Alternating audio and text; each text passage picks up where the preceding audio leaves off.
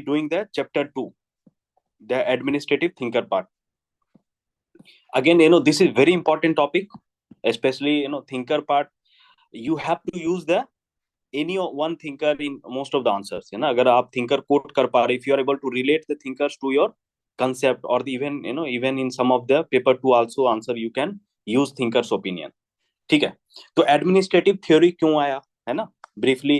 तो हमने last class जो पहला जो चैप्टर है, पहला topic what we have read is the Woodrow Wilson. तो Woodrow Wilson has come up with the idea of separate discipline of public administration. Why we need the public administration as a discipline, है ना, why we need and what discipline should do and how it should do. ये तीन major question किसमें, public administration, the study of administration, जो general उन्होंने ऐसे लिखा था 1887 में. फिर उसके बाद ये जो why we should have a separate discipline, detail में हम लोग देख चुके हैं. एफिशिएंट सिस्टम चाहिए, है ना. What discipline should do, it should develop tools and techniques. अब ये जो व्हाट है ना, इसको इमोशनल सारे ये जो थिंकर्स है ना, that will become the basis. तो ऑल द थिंकर जो जितने भी लेटर थिंकर है, they are inspired by the Woodrow Wilson idea. Yes, there should be some tools and techniques, there should be some principles of the organisation. किसी भी organisation को, है ना, there are group of people, there should be some kind of, कोई principle होना चाहिए, कोई rule regulation होना चाहिए, how the things should be organise in a efficient manner. अब अदरवाइज क्या होगा, जैसे ना all of you also might have witness some of the organizational activities. Suppose you are in the college or school, you might have witnessed there are group of students where you are organizing some activity. अब उसमें क्या होता है, जब भी कोई event organise करना है, घर में कोई फंक्शन होता है, शादी है, कोई इवेंट है, बर्थडे सेलिब्रेशन है, तो even in that you have that administrative acumen. You should have that administrative acumen so that you are able to organize the things in a more organized way. Otherwise क्या होता है, अब तक क्या होता है, जैसे है ना, कई सारे है ना गांव में देखते हो, विलेजेस में देखते हो, तो people are organising based on their experiences. जो रूल ऑफ थंब का कॉन्सेप्ट हम लोग आगे देखेंगे कि based on past experiences, past में किसी ने कुछ ऑर्गेनाइज किया, उसके आधार पे अगला इवेंट होता है, शादी है, मैरिजेज है, कोई इवेंट है, फंक्शन है. लेकिन कॉलेजेस में आजकल क्या इतने डिफरेंट एकदम प्रोफेशनल तरीके से इवेंट ऑर्गेनाइज हो रहा है. You become the leader of the team, है ना, you become coordinator, you have lot of individuals who are part of the team, and you reach out to the, you divide the work, है ना, काम को divide करते हैं. किसी को मार्केटिंग करना है, किसी को, है ना, सेलिब्रिटी तक रीच आउट करना है, किसी को इवेंट को कैसे मैनेज करना है उसको देखना है, कोई स्टेज देख रहा है, तो you divide the responsibility to the different individuals. तो that is the basic skills किसी भी organisation. This administrative theory is very important. It is important for our own understanding of organisation also. ठीक है. तो अब ये एडमिनिस्ट्रेटिव थ्योरी जो हम देखेंगे ना, basically there are broader category, all of you also aware कि क्लासिकल अप्रोच क्या होगा, एकदम साइंटिफिक तरीके से डिजाइन होना चाहिए, स्ट्रक्चर होना चाहिए, रूल्स रेगुलेशन क्लियरली डिफाइंड होना चाहिए. तो that will be detailing about the classical approach. उसके ट्रांजिशनल आएगा, जो फोले आएगा, इसको चैलेंज करेंगे, है ना. फिर उसके आइडियाज के बाद फिर ह्यूमन रिलेशन है, फिर लास्ट में बिहेवियरल स्कूल्स के अंदर हम लोग न्यू ह्यूमन रिलेशनिस्ट को भी देखेंगे. अब क्या होता है, सर ने जो अब ये कंटेंट सर ने क्लास में कराया है ना, this is only for our understanding. कि जो कोई कुछ बेसिस होता है, कोई भी थ्योरी बना तो थ्योरी होगा, मॉडल हो गए, है ना, कुछ एडमिनिस्ट्रेटिव थ्योरी होगा. कंसेप्ट का मतलब क्या होता है, एक मेंटल कंस्ट्रक्ट टाइप, एक है ना, कोई भी एक फिनोमिना है उसको समझाना. मतलब कोई इवेंट है, कोई एक्टिविटी है, एक कंसेप्ट है, उसको समझाने के लिए अपन थ्योरी डेवलप करते हैं. कोई भी गिवन सिचुएशन में how people behave in a particular situation. I think are you all having some experiences. Have you organise any activity in the school और college? Anyone? or are you any has anyone worked in private sector? Okay, so Bhushan has some experience. Very good. तो है ना, जब भी कोई event organise करते हैं तो हम लोग क्या देखते हैं ना, कि है ना, there are group of people. अगर मान लो रेंडम तरीके से काम हो तो चीजें, है ना, रिसोर्स वेस्टेज होता है ना, डुप्लीकेशन ऑफ एफर्ट होता है, अननेसेसरी वेस्टेज ऑफ रिसोर्सेज.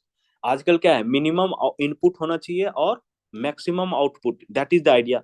तो अब इसमें क्या होगा, एक प्रोसेस होता है, प्रोसेस में क्या होगा, जो है ना, जो थ्योरी प्रिंसिपल्स, ये बेसिकली इसका ऑब्जेक्टिव यही था आखिर आना, कि कोई भी फिनोमिना है उसको समझाने के लिए हम क्या करते हैं, कुछ है ना साइंटिफिक मेथड्स या एक्सपेरिमेंट करके कोई एक मैकेनिज्म डेवलप करते हैं, थ्योरेटिकल पर्सपेक्टिव. तो ये जो सर ने कंटेंट लिखाया है, these are only for our understanding. You don't have to, एक बार समझ में आ गया कि ठीक है थ्योरी कंसेप्ट ये सब एक बेसिक अंडरस्टैंडिंग है, उसके बाद उसको पढ़ने की जरूरत नहीं है. प्रिंसिपल्स भी है, जनरल आइडिया की एक सेट ऑफ कैरेक्टरिस्टिक है. प्रिंसिपल्स को किसी भी फिनोमिना को एक्सप्लेन करने के लिए हम लोग क्या है, कुछ मॉडल्स डेवलप करते हैं, कुछ एक्टिविटी डेवलप करते हैं. फिर अलग अलग मेथड्स होगा, है ना, कोई भी थ्योरी बिल्डिंग है उसके अलग अलग मेथड्स क्या है। तो पहला जैसे डिस्क्राइब, एक डिस्क्रिप्टिव अप्रोच होता है जो डिस्क्राइब करता है कोई भी सोशल फिनोमिना को, मान लो कोई फिनोमिना, उसको ऑब्जेक्टिवली कंस्ट्रक्ट करके उसको मेथड्स के थ्रू हम लोग क्या एनालाइज करते हैं, कोई भी इवेंट को ऑर्गेनाइज करने का। तो डिस्क्रिप्टिव एंड प्रिस्क्रिप्टिव एक अप्रोच हो गया, दो अप्रोच हो गया, है ना। या तो डिस्क्रिप्टिव हो सकता है, या कोई भी सिचुएशन को अगर हम डिस्क्राइब कर रहे हैं, दैट इज डिस्क्रिप्टिव। अगर हम बोल रहे हैं कि जैसे डॉक्टर के पास है ना, some of you go to the doctor, doctor क्या प्रिस्क्राइब करता है, मेडिसिन प्रिस्क्राइब करता है। तो यानी कि कोई प्रॉब्लम है, प्रॉब्लम का सॉल्यूशन प्रिस्क्रिप्टिव तरीके से, कि ऐसा करोगे तो इससे सॉल्यूशन हो जाएगा। जैसे हम लोग क्या देखते हैं ह्यूमन रिलेशन थ्योरी थ्योरी में, मायो क्या करता है, तो मायो इंडस्ट्री विजिट करता है, उसके प्रॉब्लम को सॉल्व करने के लिए कुछ प्रिस्क्रिप्शन देता है ना, प्रिस्क्रिप्टिव अप्रोच। फिर नॉर्मेटिव होता है, जैसे है ना, all of you have some experiences, based on your experience you realise अच्छा this is the best way to do any work, है ना, you develop some two principles. और एम्पेरिकल क्या होता है, based on facts, based on evidence.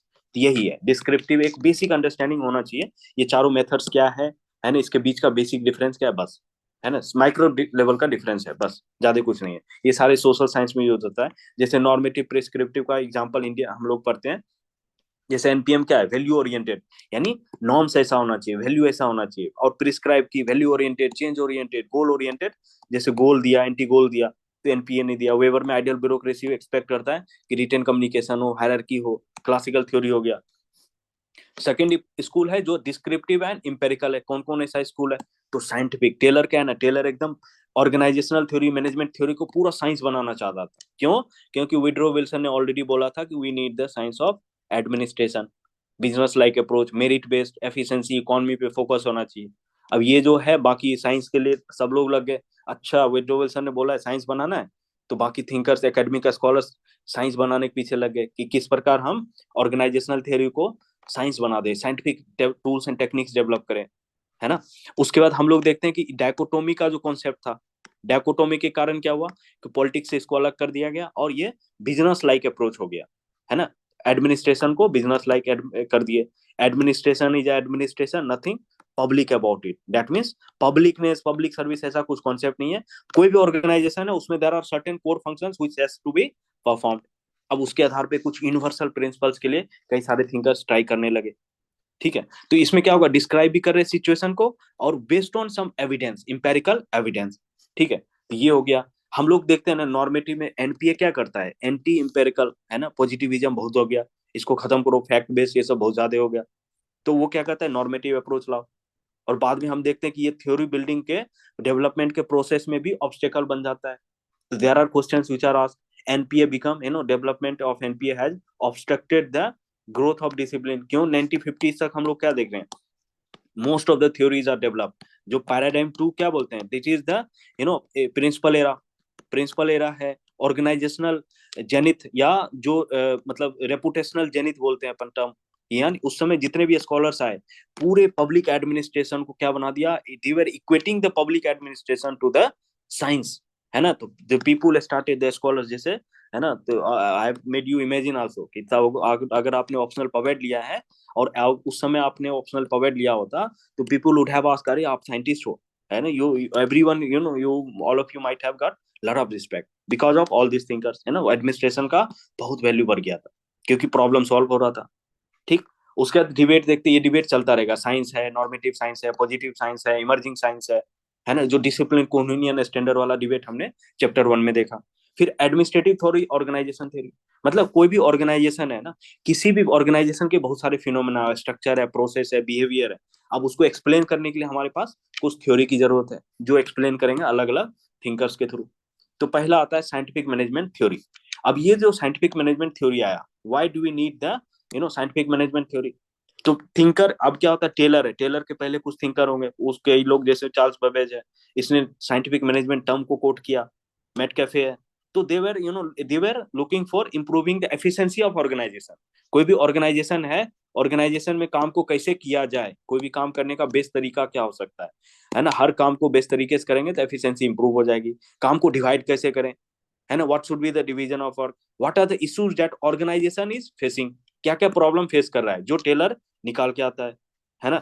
तो उसका solution फिर टेलर देगा, प्रॉब्लम को आइडेंटिफाई करेगा, सॉल्यूशन देगा।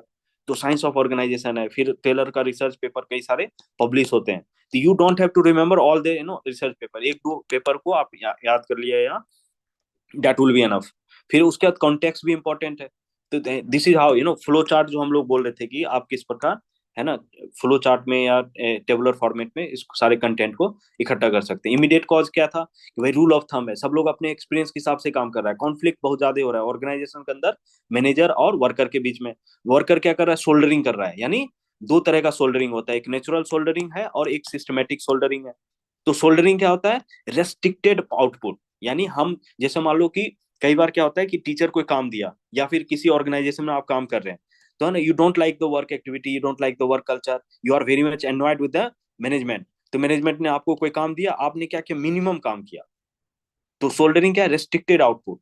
वो दो तरीके से, या तो आप डेलिबरेटली नहीं कर रहे हो तो that is the systematic soldering. और कुछ लोग क्या होता है, कई लोग को ट्रेनिंग या स्किल्स की कमी होती है, इसलिए उसको नेचुरल सोल्डरिंग। तो नेचुरल सोल्डरिंग को तो हम ट्रेनिंग देके ठीक कर सकते हैं, लेकिन जो मैनिपुलेटेड है, जो प्लान्ड तरीके से रेस्ट्रिक्ट किया गया है, उसको कैसे सॉल्व करें, उसके लिए ना मेंटल रिवोल्यूशन की बात टेलर करता है।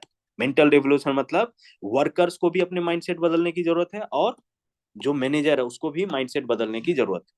तो डेट विल डिस्कस, है ना। कॉन्टेक्स्ट है कि उस समय इंडस्ट्रियल रिवोल्यूशन आया, सबको एफिशिएंसी चाह रहा है, कैपिटलिज्म आ गया, डेमोक्रेसी में लोग इम्पावर्ड इंपॉर्टेंट हो गए। तो ये हम लोग कॉन्टेक्स्ट देख लिए, और उसके कुछ है ना स्कॉलर्स के कुछ कंट्रीब्यूशंस को एक दो याद करना है। उसको हम लोग साइंटिफिक मैनेजमेंट का फाउंडिंग फादर भी बोलते हैं। तो कई बार क्वेश्चन डायरेक्टली आता है इस पे, why is referred as a founding father. तो वही है कॉन्टेक्स्ट और उसके कंट्रीब्यूशंस, क्योंकि टेलर ने जो सॉल्यूशन दिया that was like of it brought lot of revolution in the industrial revolution. तो यानी उसमें हम लोग इसको टेलर को गॉड ऑफ कैपिटलिज्म भी बोलते हैं, god of capitalism. He was saviour of capitalism. क्यों, हम लोग देख रहे हैं 1970s में क्या देख रहे हैं, एक सोवियत रेवोल्यूशन आया, है ना। उधर state lead economy, state public sector dominance. तो एक तरफ तो सोशलिज्म आ रहा है और दूसरी तरफ क्या था, कैपिटलिज्म था। अब ये रिवोल्यूशन हो रहा है, इधर सोशलिस्ट स्टेट काफी अच्छा कर रहा है, तो कैपिटलिस्ट लोग क्या सोच रहा है कि भाई हमारा तो ये जो वर्कर वर्कर है इसके प्रोडक्टिविटी से बढ़ाएंगे कंपटीशन, क्योंकि सोशल आइडियोलॉजिकल वारफेयर हो गया, बाद में जाके जो हम अपन कंपेरेटिव पवेट पढ़ेंगे कोल्ड वॉर के टाइम जो फिनोमेना उसमें भी देखेंगे। तो Taylor provided the solution to the problem of industrial society. तो इंडस्ट्रियल सोसाइटी क्या प्रॉब्लम फेस कर रही थी, एफिशिएंसी का, है ना, उसके बाद वेज मैक्सिमाइजेशन का, या प्रोस्पेरिटी सोसाइटी में क्या आएगा जब हम लोगों को इकोनॉमिक सपोर्ट दे पाए। ठीक है, तो टेलर है ना, Taylor came up with revolutionary ideas, है ना। इसलिए साइंटिफिक मैनेजमेंट एकदम पूरा, ही वाज लाइक एफिशिएंसी, इसको एफिशिएंसी स्कॉलर भी बोलते हैं, क्योंकि he was very much too much obsessed with the things that everything should be done in a best possible way, one best way of doing best everything. तो वो अपना tools techniques principles develop करेगा, कैसे best तरीके से काम करे। उसके कुछ एजम्पशंस होंगे कि भाई people are motivated by money, give them money they will work. That was the time and उसे कितने कम समय में कितने स्पीड से काम किया जाए, तभी तो प्रोडक्टिविटी बढ़ता है। प्रोडक्टिविटी बनने का अब दो ही तरीका है, जैसे है ना ऑल ऑफ यू स्टडी, तो there either you increase the number of hours, है ना, या तो आवर्स बढ़ा दो, या पर आवर जो प्रोडक्टिविटी है वो इंक्रीज कर दो। तो या तो वर्कर ऑलरेडी 15 घंटे काम कर रहे थे उस समय, 10 घंटे काम कर रहे थे, 15 घंटे, 16 घंटे, तो आवर्स तो इंक्रीज नहीं कर सकते, लेकिन पर आवर जो प्रोडक्टिविटी है वो तो बढ़ा सकते हैं ना। तो that's why he focused on improving the productivity per hour. उससे क्या होगा, ओवरऑल प्रोडक्शन बढ़ जाएगा, तो प्रोडक्शन बढ़ेगा तो कंपनी कमाएगी भी, और वेज भी इंक्रीज होगा और प्रॉफिट भी इंक्रीज होगा। इससे आपस में जो कॉन्ट्रेडिक्टरी, जो कॉन्फ्लिक्टिंग रिलेशन वो भी खत्म हो जाएगा। तो यानी टेलर के आइडिया को इम्प्लीमेंट करके इंडस्ट्री ने एफिशिएंसी प्रोडक्टिविटी बहुत ज्यादा बढ़ा दिया। तो he became Pioneer of scientific management. इसलिए टेलरिज्म एज ए फिलोसफी बाद में देखते हैं कि Taylorism itself become a philosophy, ideology बन जाता है। ठीक है, तो पहला सिस्टमेटिक स्टडी ऑर्गेनाइजेशन का टेलर ने किया। और बाद में जैसे मान लो कई सारे लोगों ने साइंटिफिक मैनेजमेंट, ब्रांडिस ने टर्म किए, कोट किया इसको। तो कोट करना कई सारे और थिंकर्स है ना, जो आप बेबेज और ये सब देखे, तो they were experimenting the things in industry. Industry में एक्सपेरिमेंट चल रहा है, ऑब्जर्वेशन चल रहा है, मेजरमेंट चल रहा है। तो अल्टीमेटली ऑब्जेक्टिव क्या था कि आपको एक ना नया टेक्निक और टूल्स एंड टेक्निक्स डेवलप करने जिससे प्रोडक्टिविटी बढ़ जाए। तो अब कंटेक्स हमने देखा कि ऊपर में देख ले, माइक्रो कॉन्टेक्स्ट का इमीडिएट फैक्टर क्या देख कि भाई लोग वहां पे लड़ाई झगड़ा कर रहा है, ऑर्गेनाइजेशन में कॉन्फ्लिक्ट बहुत ज्यादा है, रेस्ट्रिक्टेड आउटकम है, तो टाइम कोई भी काम बेस्ट तरीके से नहीं हो रहा है। तो उसने क्या किया, क्योंकि उसका खुद का एक्सपीरियंस था, है ना, जीरो टू टॉप टू, है ना, बॉटम टू टॉप गया वो, नीचे लेवल से। तो shop management, art of cutting metal, ये सब अपने मेजर किताब जो लिखा उसमें कई सारे उसके प्रिंसिपल्स, टूल्स एंड टेक्निक को लिखा है। You don't have to remember them. एक दो जैसे मान लो शॉप मैनेजमेंट, एक जनरल बुक का नाम रख लिया है ना। अगर जब शॉप फ्लोर लेवल पे क्वेश्चन आता है, प्रॉब्लम क्या क्या था कि भाई ऑर्गेनाइजेशन में सब अपने एक्सपीरियंस के हिसाब से काम कर रहा है, कोई किसी को बता नहीं रहा है। मैनेजर क्यों नहीं बता रहा है? क्योंकि वर्कर ही बाद में जाके मैनेजर बन रहा था। तो मैनेजर को लगता था अगर वर्कर को सब कुछ बता दिए तो वर्कर तो हमारा ही जॉब खा जाएगा ना, इसलिए वर्कर को कुछ बताओ मत। तो क्योंकि मैनेजमेंट का सिलेक्शन भी मेरिट बेस्ड में था, वर्कर भी अपने हिसाब से काम कर रहा है, तो ये चल रहा है, रूल ऑफ थंब चल रहा है। कॉन्फ्लिक्ट हो रहा है, मैनेजर सोच रहा है कि वर्कर कामचोर है, काम करना नहीं चाहता है, खाली पैसा चाहता है। और वर्कर सोच रहा है मैनेजमेंट तो हम है ना खाली एक्सप्लॉइटेशन करने पे लगा हुआ है, कम पैसे में अधिक काम करवा रहा है। तो दोनों में एकदम है ना कॉन्फ्लिक्टिंग रिलेशनशिप था। तो ये वर्कर सब यूनाइट बना के, यूनियन बना के लड़ाई झगड़ा करते रहते थे। सोल्डरिंग मतलब रेस्ट्रिक्टेड आउटपुट हो गया। तो अब वहां पे right person at right position भी नहीं था, क्योंकि आर्बिट्री तरीके से हो रहा था। कोई स्टैंडर्डाइजेशन नहीं था, कोई प्रोफेशनलिज्म नहीं था, है ना। परफॉर्मेंस को पे ना करके बल्कि वो ऑर्गेनाइजेशन के अंदर जो हायरार्की था उस पे जो जो पोजीशन है उसको पे किया जा रहा है। जैसे है ना all of you become DM, तो डीएम जैसे पोजीशन क्लासिफिकेशन का बाद में लिमिटेशन भी हम लोग जब सिविल सर्विसेज पढ़ेंगे वहां देखेंगे, रैंक क्लासिफिकेशन और पोजीशन क्लासिफिकेशन।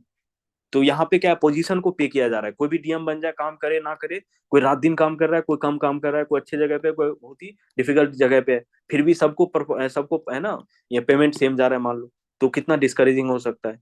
फिर अनसाइंटिफिक वर्क का एलोकेशन भी अनसाइंटिफिक तरीके से, ना वर्कर्स को मेरिट बेस्ड पे सेलेक्ट कर रहे थे, ना उसको साइंटिफिक ट्रेनिंग दे रहे थे, ना उसको बेस्ट वे करने का तरीका पता था। These were the problem that were faced by the industrial society. तो उन्होंने अपने मेथड और स्ट्रेटजी को, है ना, दो किताब जो प्रिंसिपल ऑफ साइंटिफिक मैनेजमेंट है ना, that became the one of the most popular book of the Taylor. और वो जो है उसके आइडियाज इतना ज्यादा पॉपुलराइज हुआ, even the Soviet country started adopting many of the ideas, क्योंकि ये ऑपरेशनल लेवल पे बातें करता है कि शॉप फ्लोर लेवल पे कौन सा प्रिंसिपल अडॉप्ट करें जिससे ऑर्गेनाइजेशन का ओवरऑल प्रोडक्टिविटी इंप्रूव हो जाए, एफिशिएंसी आ जाए, है ना। तो ये हम लोग क्या होता है, कोई भी सोसाइटी है प्रॉब्लम है, उसका कोई सॉल्यूशन, तो दे बिकम गॉड ना, दे बिकम रियल चैंपियन। तो अब Taylor will become the champion, he will provide the solutions to the problem that industrial society was facing. तो अब जो भी हम डिबेट अभी कर रहे हैं, और think yourself that you are going back to that and time machine में सबको बैठा के अभी हम लोग ले चल रहे हैं, है ना, 18th सेंचुरी 19th सेंचुरी के बिगनिंग में, 20th सेंचुरी के बिगनिंग में। तो वहां पे हम लोग क्या देख रहे हैं, इंडस्ट्रियल रिवोल्यूशन हो रहा है, पूरा हर जगह इंडस्ट्री इंडस्ट्री हो रहा है। लोग एग्रीकल्चर से मूव करके अर्बन एरिया में अर्बनाइजेशन हो रहा है, कैपिटलिज्म ग्रोथ हो गया, डेमोक्रेटाइजेशन हो रहा है। लोग क्या है ना, लोग डिमांडिंग हो गया, क्वालिटी सर्विस मांग रहा है। तो टूल्स एंड टेक्निक्स डेवलप होने लगे, स्टैंडर्डाइजेशन होने लगा। तो टेलर का जो चार प्रिंसिपल, मोस्टली जो चार प्रिंसिपल है, you should be able to recall, standardisation है, मेरिट ट्रेनिंग है, ओरिएंटल रिवोल्यूशन और equal division of response. Standardisation मतलब बेंचमार्किंग होना चाहिए, जैसे आईएसओ स्टैंडर्ड है ना। तो एक पार्टिकुलर, जैसे मान लो यूरोप में हम लोग प्रोडक्ट बेचते हैं, या ना phyto sanitary sanitary technical non technical barrier लगा देता है, क्योंकि अगर स्टैंडर्डाइजेशन नहीं है, पूरा अगर चेकिंग नहीं हो, क्वालिटी चेकिंग नहीं होगा, तो क्या होगा, प्रोडक्ट वर्ल्ड मार्केट में बिकेगा ही नहीं। तो वो स्टैंडर्डाइजेशन की बात करता है, हर काम करने का बेस्ट तरीका होना चाहिए, टूल्स टेक्निक्स बना, मेरिट बेस्ड, यानी जितने भी वर्कर आ रहे हैं they should be mind worker not hand worker. Merit based selection करो, उसको ट्रेनिंग देना है, ट्रेनिंग दे के हम तब उस ट्रेनिंग ट्रेंड वर्कर होगा तो ऑटोमेटिकली प्रोडक्टिविटी बढ़ेगा। और right person at right position होना चाहिए, ये नहीं कि किसी को भी रेंडमली किसी को कोई रिस्पॉन्सिबिलिटी दे दी, कोई स्पेशलाइजेशन नहीं है। He was talking of division of work, he was talking of specialisation. ठीक है। मेंटल रेवोल्यूशन में क्या देख रहे हैं कि देखो, वर्कर मैनेजर सोच रहा है वर्कर काम चोर है, वर्कर सोच रहा है मैनेजर जो है हमारा एक्सप्लॉइट कर रहा है बस। तो दैट कॉन्फ्लिक्टिंग रिलेशन। तो टेलर बोला ऐसा लड़ने झगड़ने से कुछ नहीं होगा, है ना, both have to trust each other, they were not trusting. तो दोनों को मिलके काम करना पड़ेगा। And he was talking of attitudinal change. जो क्वेश्चन आता है कि he was not aware of human side of enterprise, तो that is that counter argument यहाँ से भी आता है। He was talking of mental revolution, he was talking of soldiering phenomena. क्यों रेस्ट्रिक्टेड आउटकम है, it was because of groupism, है ना। तो ये हम लोग को बिहेवियरल एस्पेक्ट भी हाईलाइट करता है टेलर के आइडियाज में। फिर मैनेजमेंट और वर्कर के बीच में क्या होना चाहिए, इक्वल डिवीजन ऑफ रिस्पॉन्सिबिलिटी होना चाहिए। मैनेजमेंट, है ना, उसको बोला management they should be qualified, they should have the management degree, है ना। उसको स्पेशलाइजेशन करना, उसका सक्रिय, इससे क्या होगा, कई सारे मैनेजर का नौकरी चला गया, वर्क पहले क्या होता था, वर्कर सीनियर वर्कर, फिर सीनियर वर्कर के बाद मैनेजमेंट मैनेजर बन जाता था। अब तो क्या है, मैनेजमेंट को भी काम करना पड़ेगा। वन बेस्ट वे डिजाइन करने में मैनेजमेंट को, क्योंकि बेटर एक्सपर्टीज है, नॉलेज है, he should develop the one best वे। और फिर वर्कर क्या करेगा, उसी का वन बेस्ट वे को फॉलो करके काम करेगा। फिर टूल्स एंड टेक्निक्स क्या क्या दिया टेलर ने, टाइम एंड मोशन स्टडी, मतलब कोई भी काम करने को, एक कोई भी काम है उसको छोटे छोटे पार्ट्स में बांटो और हर काम को बेस्ट तरीके से करो। तो ऑटोमेटिकली क्या होगा कि हर प्रोडक्ट छोटे छोटे पार्ट्स भी अगर बेस्ट तरीके से बन रहा है, कम टाइम में बन रहा है, तो ओवरऑल प्रोडक्ट भी जल्दी बनेगा। तो that was the time and motion study. फिर उसके बाद पीस रेट सिस्टम है ना, कि पोजीशन के आधार पे पेमेंट मत करो, जो जितना काम करेगा हम उतना उसको पेमेंट करेंगे। डिफरेंशियल वेज रेट सिस्टम बोलते हैं, परफॉर्मेंस से लिंक करता है। बाद में जाके हम लोग जो न्यू टेलरिज्म पढ़ते हैं ना, उसमें भी टेलर का आइडिया इसको लिंक करते हैं। परफॉर्मेंस बेस्ड कैसे है, परफॉर्मेंस कॉन्ट्रैक्ट होना चाहिए, पेमेंट उसके आधार पे करो, है ना।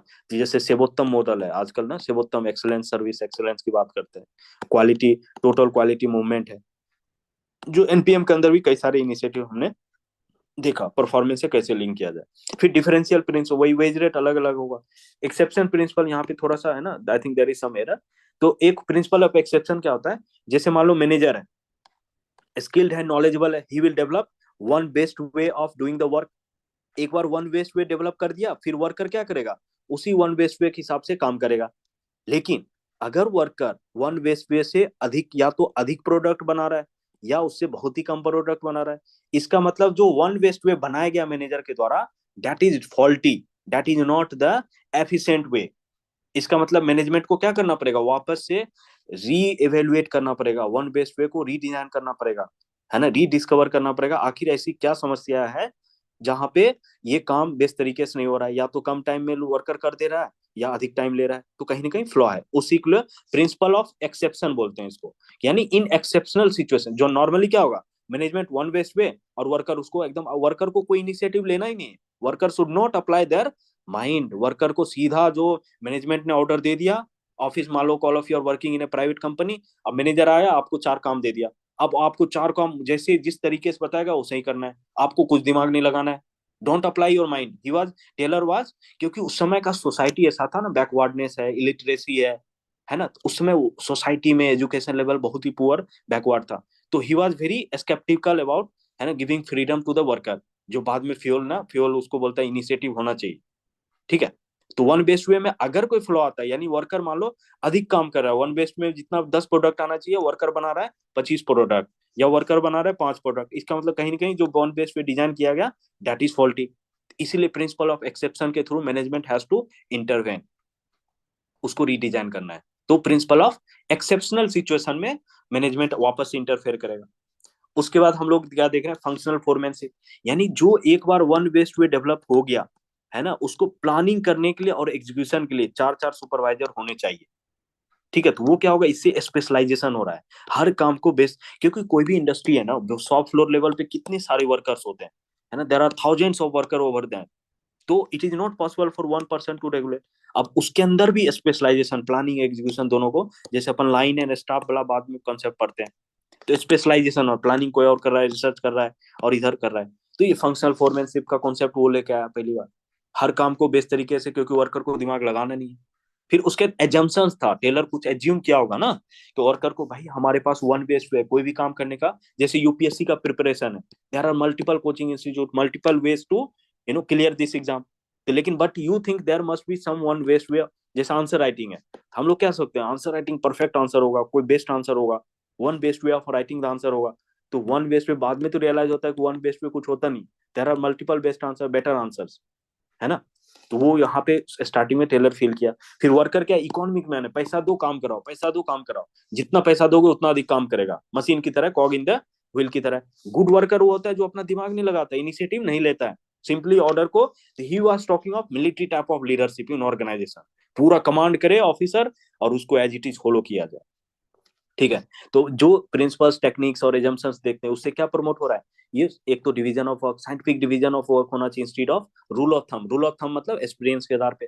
फिर कॉपरेशन होना चाहिए, कॉन्फ्लिक्ट नहीं करो। कॉन्फ्लिक्ट खत्म करने के लिए उसने मेंटल रेवोल्यूशन का बात किया कि यानी वर्कर को भी सुधरना पड़ेगा और मैनेजर को भी सुधरना पड़ेगा। मैनेजर भी कोई है ना, मैनेजर का भी जो प्रॉब्लम है, नॉलेज शेयर है, डिग्री बेस्ड होना चाहिए, और वर्कर्स को ग्रुपिज्म, ये जो ट्रेड यूनियन ये सब बना के स्ट्राइक प्रोटेस्ट करता रहता, उसको नहीं, डिफरेंशियल वेज रेट सिस्टम लाएंगे, इंडिविजुअल पेमेंट करेंगे, है ना, बेस्ड ऑन परफॉर्मेंस। तो रेशनैलिटी ऑब्जेक्टिविटी का बात करेगा instead of unscientific allocation of work.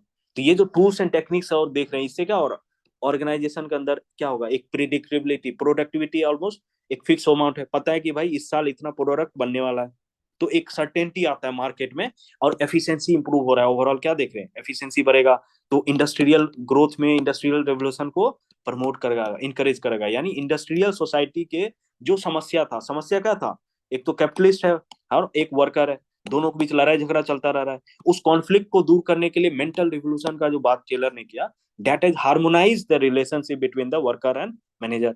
तो इसलिए टेलर को सेवियर ऑफ द कैपिटलिज्म भी बोलते हैं। अदरवाइज क्या होगा, रसिया में क्या हुआ, सोवियत यूनियन में क्या हुआ, वर्कर्स रेवोल्यूशन कर दिया, है ना, तो कैपिटलिस्ट के खिलाफ एक मूवमेंट चल गया, एक तरफ कैपिटलिज्म है, दूसरी तरफ सोशलिज्म है। तो अदरवाइज अगर कैपिटलिस्ट जो वर्कर का नीड पूरा नहीं होता, तो ये वर्कर भी क्या करता, रिवोल्ट करता, रिवोल्यूशन लाता, और वही सोशलिस्ट आइडिया या कम्युनिस्ट आइडिया को प्रोपोगेट होता था।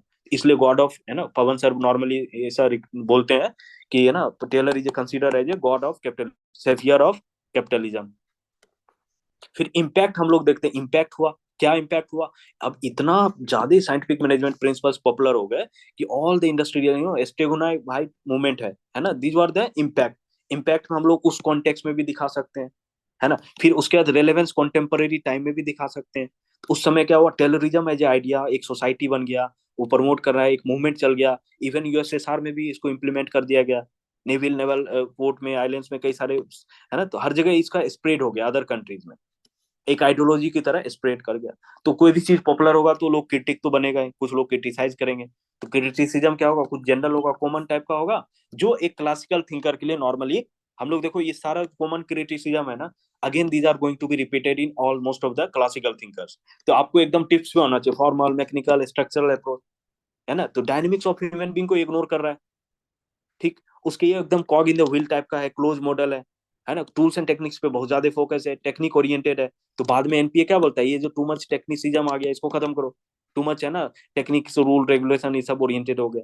ओपन सिस्टम का बात है ना, सिस्टम मॉडल आता है, कंटिनेंसी थ्योरी आता है, डायनेमिक्स ऑफ ह्यूमन बिहेवियर के बाद में ह्यूमन रिलेशन थिंकर और बिहेवियरल थिंकर एक्सपो, है ना, उसको ओपन अप करता है। तो इस देखो कोई भी थ्योरी बिल्टअप होता है ना, इसका एक बेस होता है, बेस को क्रिटिसाइज करके बाद में लोग थिंकर बन जाते हैं, है ना। तो तुम लोग भी, है ना, all of you also can become thinker, you can pick up any of the thinkers, है ना, जो कंटेम्परेरी डेवलपमेंट है उसको क्रिटिसाइज करना शुरू कर दो, उस डेवलप सम काउंटर थ्योरीज, ठीक है। तो टेलर का फोकस कहाँ था, सॉफ्ट फ्लोर लेवल यानी बॉटम। तो एक इसको हम लोग पार्शियल थ्योरी ऑफ ऑर्गेनाइजेशन भी बोलते हैं, है ना। तो जी राजपूत सर बोलते हैं कि दिस इज द पार्शियल, क्योंकि सॉफ्ट फ्लोर लेवल पे ही बात हो रहा है। तो इसका मतलब क्या है कि that we are talking only of the one aspect of the organization, this is a partial theory of organization. Organization ऊपर से लेके नीचे तक है, फ्यूल बात करता है टॉप पे, टेलर बात करता है सॉफ्ट फ्लोर लेवल पे। इसलिए क्वेश्चन क्या आता है कि Taylor and Fayol both are complementary to each other, you know those are the question that will be asked and that has been asked also asked।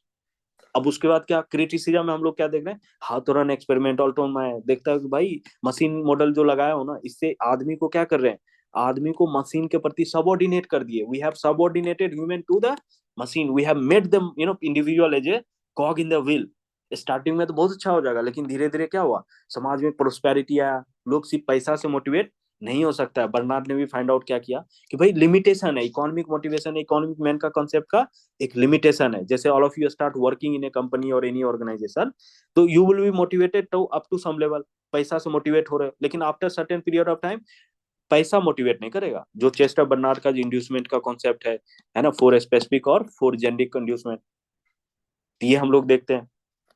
तो उसके न्यू ह्यूमन रिलेशनिस्ट हो गया, ये सभी मशीन मॉडल को रिजेक्ट करेगा, ठीक है। तो उसने अल्टीमेटली क्या ह्यूमन एस्पेक्ट को सब लोग हाईलाइट करते हैं, जैसे मान लो मैस्लो, हर्जबर्ग है, पीएमटी पार्टिसिपेटिव थिंकर्स है, ये सारे क्या है, इनको हम लोग न्यू ह्यूमन रिलेशनिस्ट बोलते हैं। कई बार क्वेश्चन है ना, कंफ्यूजन होता है कि ये न्यू ह्यूमन रिलेशनिस्ट कौन है। तो ये है ना, देखो सर ने एकदम क्लियरली लिखवा दिया है कि मैस्लो, हर्जबर्ग जो मोटिवेशनल थ्योरी पढ़ते हैं, या पीएमटी पार्टिसिपेटिव मैनेजमेंट थिंकर है, वो सारे न्यू ह्यूमन रिलेशनिस्ट हो गए। फिर ड्रकर है, वो भी क्रिटिसाइज करेगा, है ना, तो उसका भी वही है कि भाई लोग आपने तो है ना वो एनाटॉमी ऑफ वर्क, काम करने का तौर तरीका को ही, उसका जो एनाटॉमी है, उसके जो साइंस है, बेसिक्स को अपने अच्छे से टेलर ने समझा ही नहीं। ठीक है, मैकेनिस्टिक पर्सपेक्टिव लेकर आता है, डायनेमिक एस्पेक्ट को इग्नोर कर दिया गया, है ना। सबको डीएम बना के एक जैसा ऑर्डर जाए, एक जैसा काम, ऐसा पॉसिबल नहीं है, हर जगह सिचुएशन अलग है ना। ऑल ऑफ यू आल्सो भी, है ना, जब आप सर्विस में जाएंगे you will B innovating, you will be coming up with innovative models, ideas. ठीक है। उसके क्रिटिसिज्म देखते हैं, मैनेजमेंट बाय वर्कर। मैनेजमेंट क्या बोल रहा है कि भाई टेलर ने तो हमें नौकरी से निकाल दिया, थ्रेट, क्योंकि साइंस की बात कर रहा है, रूल ऑफ थंब हटा रहा है, मेरिट बेस्ड सिस्टम ला रहा है, रिस्पॉन्सिबिलिटी दे दिया भाई मैनेजर के ऊपर। वर्कर क्या बोल रहा है कि भाई, वर्कर ने क्या बोला कि यहाँ पे तो हमारा जो सबऑर्डिनेशन एक तो हो रहा है, दूसरा जो यूनियन लीडरशिप के खिलाफ था टेलर, बोलता था ये यूनियन बाजी यहाँ नहीं चलेगी, है ना, यहाँ नेतागिरी नहीं चलेगा, यहाँ पे आपको काम करो तो पैसा मिलेगा, नहीं तो आपको हायर एंड फायर पॉलिसी लेके आया, सीधे नौकरी से निकालो, कोई है ना इमोशनल एस्पेक्ट नहीं होगा, सिंपल। तो टेलर का साइंटिफिक मैनेजमेंट यूएस नेवी में इंप्लीमेंट हुआ, कंप्लेन हुआ, फिर हॉक्सी कमेटी बनता है, कमेटी उसको रिकमेंड करके बताते हैं इसको टेररिज्म को हटाओ, स्टॉप करो यूएस नेवी के अंदर, वहां पे ऑफिसर को भी है ना कॉग इन द व्हील बना दिया, तो सबका डिग्निटी हर्ट होने लगा। ठीक। तो इसको है ना साइमन और मार्क बोलता है साइंटिफिक मैनेजमेंट थ्योरी है ना फिजियोलॉजिकल ऑर्गेनाइजेशनल थ्योरी है। फिजियोलॉजिकल मतलब जो है ना बेसिक नीड्स होता है जो अपना उसके ओरिएंटेड, है ना, उसके आधार पे थ्योरी बना गया है। लेकिन क्या होगा, इतने क्रिटिसाइज करने के बाद हम लोग तो रेलेवेंस भी देखेंगे, एप्लीकेशन भी देखेंगे। रेलेवेंस क्या है, देखो बाकी लोग जितने ने रिजेक्ट किया एनपीएनपी सबने रिजेक्ट कर दिया, लेकिन कुछ तो एप्लीकेशन होगा, एप्लीकेशन नहीं होता तो न्यू टेररिज्म का कॉन्सेप्ट नहीं आता, है ना। या एनपीएम के अंदर जो अपन बहुत सारे इनिशिएटिव देखते हैं, टोटल क्वालिटी मूवमेंट, या तो कई सारे हम जो टूल्स एंड टेक्निक्स अभी भी है, स्टैंडर्डाइजेशन का बात अभी भी हो रहा है ना, प्रोफेशनलिज्म अभी भी चाहिए, बेंचमार्किंग अभी भी चाहिए। तो there are lot of aspect which are still relevant. अब ऑर्गेनाइजेशनल मेथड O&M जिसको बोलते हैं अपन, वो भी कहीं ना कहीं टेलर को वर्क मेजर करना है, वर्क को एनालाइज करना है, टूल्स एंड टेक्निक्स में जब टेक्निक्स ऑफ एडमिनिस्ट्रेटिव इंप्रूवमेंट करेंगे, क्रिटिकल पाथ मेथड पर, है ना, प्रोग्राम इवेल्युएशन रिव्यू टेक्निक है, पर्सनल एडमिनिस्ट्रेशन में right person at right position होना चाहिए, जीसीएम मैकेनिज्म जो कॉन्फ्लिक्ट को दूर करने के लिए है, जैसे व्हाइट ले काउंसिल होता है उस तरह से जीसीएम मैकेनिज्म इंडिया में, एम्प्लॉयर एम्प्लॉय के बीच में कॉर्डियल रिलेशनशिप कैसे हो। ठीक है, परफॉर्मेंस बेस्ड सिविल सर्विसेज कैसे हो, करेंट गवर्नमेंट तो परफॉर्मेंस पे ही पूरा फोकस कर रहा है, 360 डिग्री अप्रेजल कर रहा है, सर्वोत्तम मॉडल है ना, पुलिस स्कीम लेकर है, बहुत सारे इनिशिएटिव लिए गए हैं, फाइनेंशियल एडमिनिस्ट्रेशन में परफॉर्मेंस बजटिंग अकाउंटिंग ये सब हो गया, NPM new terrorism digital terrorism. तो हम लोग बिजनेस प्रोसेस री इंजीनियरिंग है, टोटल क्वालिटी मूवमेंट है, क्वालिटी सर्विसेज इनिशिएटिव है यूरोप के अंदर, पेमांडू है, तो वो सब कहीं ना कहीं they were inspired by the Taylor's idea, Taylorism को नए तरीके से हम लोग आज के कॉन्टेक्स्ट में भी रेलिवेंट देते हैं, उस समय तो था ही, अभी भी रेलिवेंट। ठीक है। तो he is consider as a most influential thinkers. Relevance वही है, वन बेस्ड वे ऑफ, अभी भी क्या चाहिए, कोई भी काम करने का बेस्ट तरीका चाहिए, मनी एज मोटिवेटर अभी भी काम कर रहा है, कई सारे लोग जो वर्क करते हैं मनी से मोटिवेटेड होते हैं, है ना, there are people who are motivated. Standardization की जरूरत आज भी लोग ना अच्छे से राइट पर्सन है, राइट पोजीशन नहीं है, कॉपरेशन चाहिए।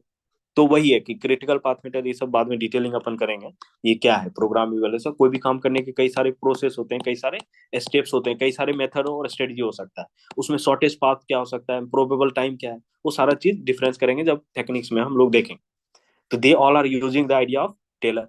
तो इस सब से क्या फिलोसफिकल रेलेवेंस भी है ऑर्गेनाइजेशन के लिए।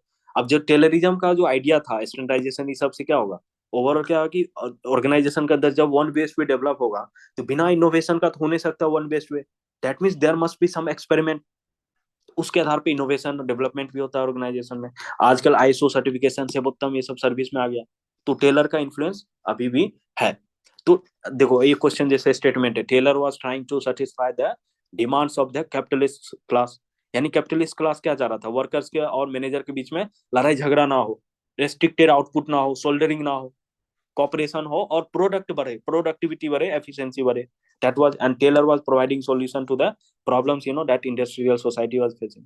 अब जो काउंटर आर्ग्यूमेंट आता है कि टेलर में ह्यूमन एलिमेंट था ही नहीं, कई लोग बोलेंगे, लेकिन उसका काउंटर भी होगा, क्या होगा, जैसे सोल्डरिंग प्रैक्टिस कहीं ना कहीं ह्यूमन बिहेवियर के बारे में बताता है, कॉपरेशन जो बात करता है, मेंटल रेगुलेशन वो बिहेवियर की बात करता है, पीस रेट सिस्टम में भी वो जो कहता है कि इंडिविजुअल के आधार पे करो, people will be motivated by money. And starting में मनी एज ए मोटिवेटर काम करता है सबके लिए, जितने भी, है ना, प्राइवेट सेक्टर में भी देख लो, जितना लोअर लेवल ऑर्गेनाइजेशन है, वर्कर्स है, they are motivated by money. ठीक है, कमिटी के अंदर भी बोला कि मेरा काम क्या है, मेंटल रेवोल्यूशन लाना, समाज में प्रोस्पेरिटी लेके आना लोगों का। अगर मान लो जो वर्कर है, वर्कर को एकदम रिजिड तरीके से, रूट तरीके से काम हो रहा है, कोई काम मशीन नहीं, कोई टूल्स नहीं है, हाथ से काम कर रहा है, चोट लग रहा है, घायल हो रहा है, हॉस्पिटलाइज हो रहा है। लेकिन टेलर ने जो सॉल्यूशन दिया, टूल्स एंड टेक्निक्स दिया, तो लोगों के प्रोस्पेरिटी का कैसे हुआ, वेजेस बढ़ गया, है ना। वेजेस बढ़ने से समाज में लोगों, वर्कर्स का प्रोस्पेरिटी बन गया। जो काम वो 10 घंटे में करता था, अब वो 2 घंटे 3 घंटे में करने लगा। तो ओवरऑल क्या होगा, उसका वर्कलोड भी कम होता है, हेल्पिंग हैंड भी बन गया। तो Taylor was trying to bring prosperity in the society. He justified in the Congress, है ना, कांग्रेस कमिटी का जब वोटिंग हुआ, उसको जस्टिफाई करने लगा। He told about all these philosophies, है ना। तो वो ह्यूमन एलिमेंट को दिखाता है। तो this is how what Taylor's idea, basic idea of Taylor. फिर उसके टेलर क्या है ना, अभी कंपेयर करेंगे फ्यूल के साथ, ये या फिर क्लासिकल थ्योरी, मतलब ये second decade of 20th century बोलते हैं नॉर्मली। हेनरी हेनरी फोयल आएगा, वो है ना, वो भी एफिशिएंसी। जैसे अमेरिका के अंदर टेलर था, टेलर वाज इन यूएसए, और इधर यूरोप में क्या देख रहे हैं, हमारे इधर फ्यूल, हेनरी फ्यूल आ गया। He was also talking of, क्योंकि उनका भी खुद एक्सपीरियंस था ऑर्गेनाइजेशन के अंदर। उन्होंने खुद क्या किया, एक एकदम लॉस मेकिंग कंपनी में काम किया और उसको सक्सेसफुल कर दिया, प्रोडक्टिव बना दिया, है ना। He came up with the scientific principles, tools, techniques वो भी डेवलप किए उसने अपने, based on his personal experience. इसलिए नॉर्मेटिव मेथड क्यों बोल रहे हैं, क्योंकि नॉर्मेटिव मेथड में क्या होता है कि जब वो इंडिविजुअल एक्सपीरियंस के आधार पे कोई मॉडल प्रिंसिपल्स बनाता है, दैट इज नॉर्मेटिव अप्रोच। तो उन्होंने अपने ऑर्गेनाइजेशनल एक्सपीरियंस के आधार पे कई सारे स्ट्रक्चर प्रोसेस पे फोकस उन्होंने भी किया। He come up with the design principles की प्रोसेस।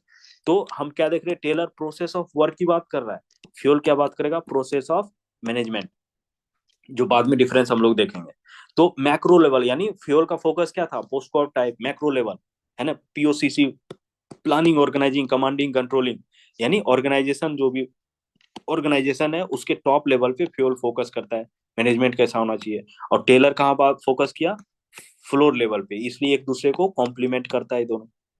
क्लासिकल एरा पोस्टकॉप एरा, एक्सपेरिमेंटल टेलर एक्सपेरिमेंटेशन ये सब किया, है ना, प्रिस्क्राइब करता है, ये सॉल्यूशन है। डॉक्टर क्या बोलता है, ये दवाई खाओगे तो ठीक हो जाओगे। तो he was also, industrial society, मान लो कोई प्रॉब्लम है, इंडस्ट्री का समस्या है, उसको सॉल्व करके सॉल्यूशन दे रहा है, प्रिस्क्राइब कर रहा है, नॉर्मेटिव है, क्योंकि वो अपने एक्सपीरियंस के आधार पे कर रहा है। लेकिन टेलर में क्या देखना है, थोड़ा एक्सपेरिमेंटेशन ये सब भी हो रहा है। उसके बाद हम लोग प्रॉपर डिजाइन चाहिए। कोई भी ऑर्गेनाइजेशन सक्सेसफुल कब होता है, अब जैसे मान लो दिल्ली में वाटर को लेके इतने सारे डिपार्टमेंट बना दिए, लैक ऑफ कोऑर्डिनेशन है, ओवरलैपिंग जुरिस्डिक्शन है, सब रिस्पॉन्सिबल है लेकिन अकाउंटेबल कोई नहीं है। तो प्रॉपर डिजाइन होना जरूरी है ना। गुली का नरवी बोलता है, it is cruel to have not to have the proper design. Wasteful expenditure ये सब हो रहा है, एफिशिएंसी लाना पड़ेगा, प्रोडक्टिविटी बढ़े, और यूनिवर्सल साइंटिफिक प्रिंसिपल्स बने, है ना, ऑब्जेक्टिविटी, प्रेडिक्टिबिलिटी होना चाहिए, रैशनैलिटी होना चाहिए। और ये प्रिस्क्रिप्टिव मदर था और बेस्ड ऑन द नॉर्मेटिव, अपना खुद का एक्सपीरियंस। तो हर जगह प्राइवेट, जो जेनरिक व्यू बोलते हैं ना, equally applicable, that means public administration को इक्वेट कर दिया किससे, बिजनेस से। That is the generic view of public administration, generic view. Common principle क्या क्या निकल गया, डिवीजन ऑफ वर्क होना चाहिए, hierarchy, supervision, community of command, ये सब, है ना। उसके कंट्रीब्यूशन फ्यूल का देख रहे हैं, इसको फादर ऑफ मॉडर्न मैनेजमेंट भी बोलते हैं, मैनेजरियलिज्म भी बोलते हैं, फ्यूलिज्म भी टर्म यूज किया जाता है। He was engineer. तो उसने क्या है, वो साइंस ऑफ एडमिनिस्ट्रेशन का बात किसने किया, उसका एक किताब है ना। In the introduction normally many of the aspirants use to write. Introduction में आप ये किताब का नाम मेंशन कर दो, ईयर मेंशन कर दो, एक अच्छा इंट्रोडक्शन बन जाता है, कॉन्टेक्स्ट बैकग्राउंड दे देते हैं। कॉन्ट्रीब्यूशन में उसने 6 फंक्शन दिया, पीओसीसी वाला, है ना। उसमें क्या है, वो टेक्निकल काम है, फाइनेंशियल काम है, अकाउंटिंग का है। उसमें एडमिनिस्ट्रेटिव काम सबसे ज्यादा इंपॉर्टेंट है। मैनेजर का क्या काम होता है, planning, organising, commanding, controlling, POCC model बोलते हैं। 5 एक्टिविटी करता है। फिर 14 प्रिंसिपल्स बात किया, और ट्रेनिंग पे फोकस करता है, प्रॉब्लम का कम्युनिकेशन का प्रॉब्लम गैंग प्लैंक से सॉल्व करेगा। तो स्ट्रक्चरल थ्योरी, अब क्या इसको भी अदर नाम से क्या जानते हैं, क्लासिकल थ्योरी। अगर है ना क्वेश्चन में क्लासिकल थ्योरी के बदले कोई भी ये टर्म यूज हो जाए, structural theory of organisation, formal theory, और administrative management theory, deterministic theory, क्योंकि डिटर्मिनिस्टिक है, ऐसा होना चाहिए तभी काम होगा, ठीक है। तो फंक्शन वही है, 6 फंक्शन दे दिया, उसमें बोला मैनेजरियल काम सबसे इंपॉर्टेंट है, क्योंकि यही तो पूरा डिटरमाइन करता है प्रोडक्टिविटी को। फ्यूल 5 पीओसीसी वाला एक्टिविटी, 5 एक्टिविटी कौन करेगा, इसलिए इसको फंक्शनलिस्ट भी बोलते हैं, है ना। तो ये आपको एलिब्रेट, जब क्वेश्चन अगर फंक्शनलिस्ट पे आता है, you have to elaborate this part. क्यों प्लानिंग जरूरत है, क्यों, क्योंकि रिसोर्सेस और इनफाइनाइट रिसोर्स तो है नहीं, उसको प्लान करेंगे, ऑर्गेनाइज करेंगे तभी, और लीडर को कमांड कोऑर्डिनेट करके काम करना पड़ेगा। तो वो उसको बस एलिब्रेट करके सिंपल टर्म्स है उसको एक्सप्लेन किया है। 14 प्रिंसिपल्स है, ये सारे प्रिंसिपल्स आपको, इसमें डिफरेंसेस बाद में टेलर रोलर आएगा।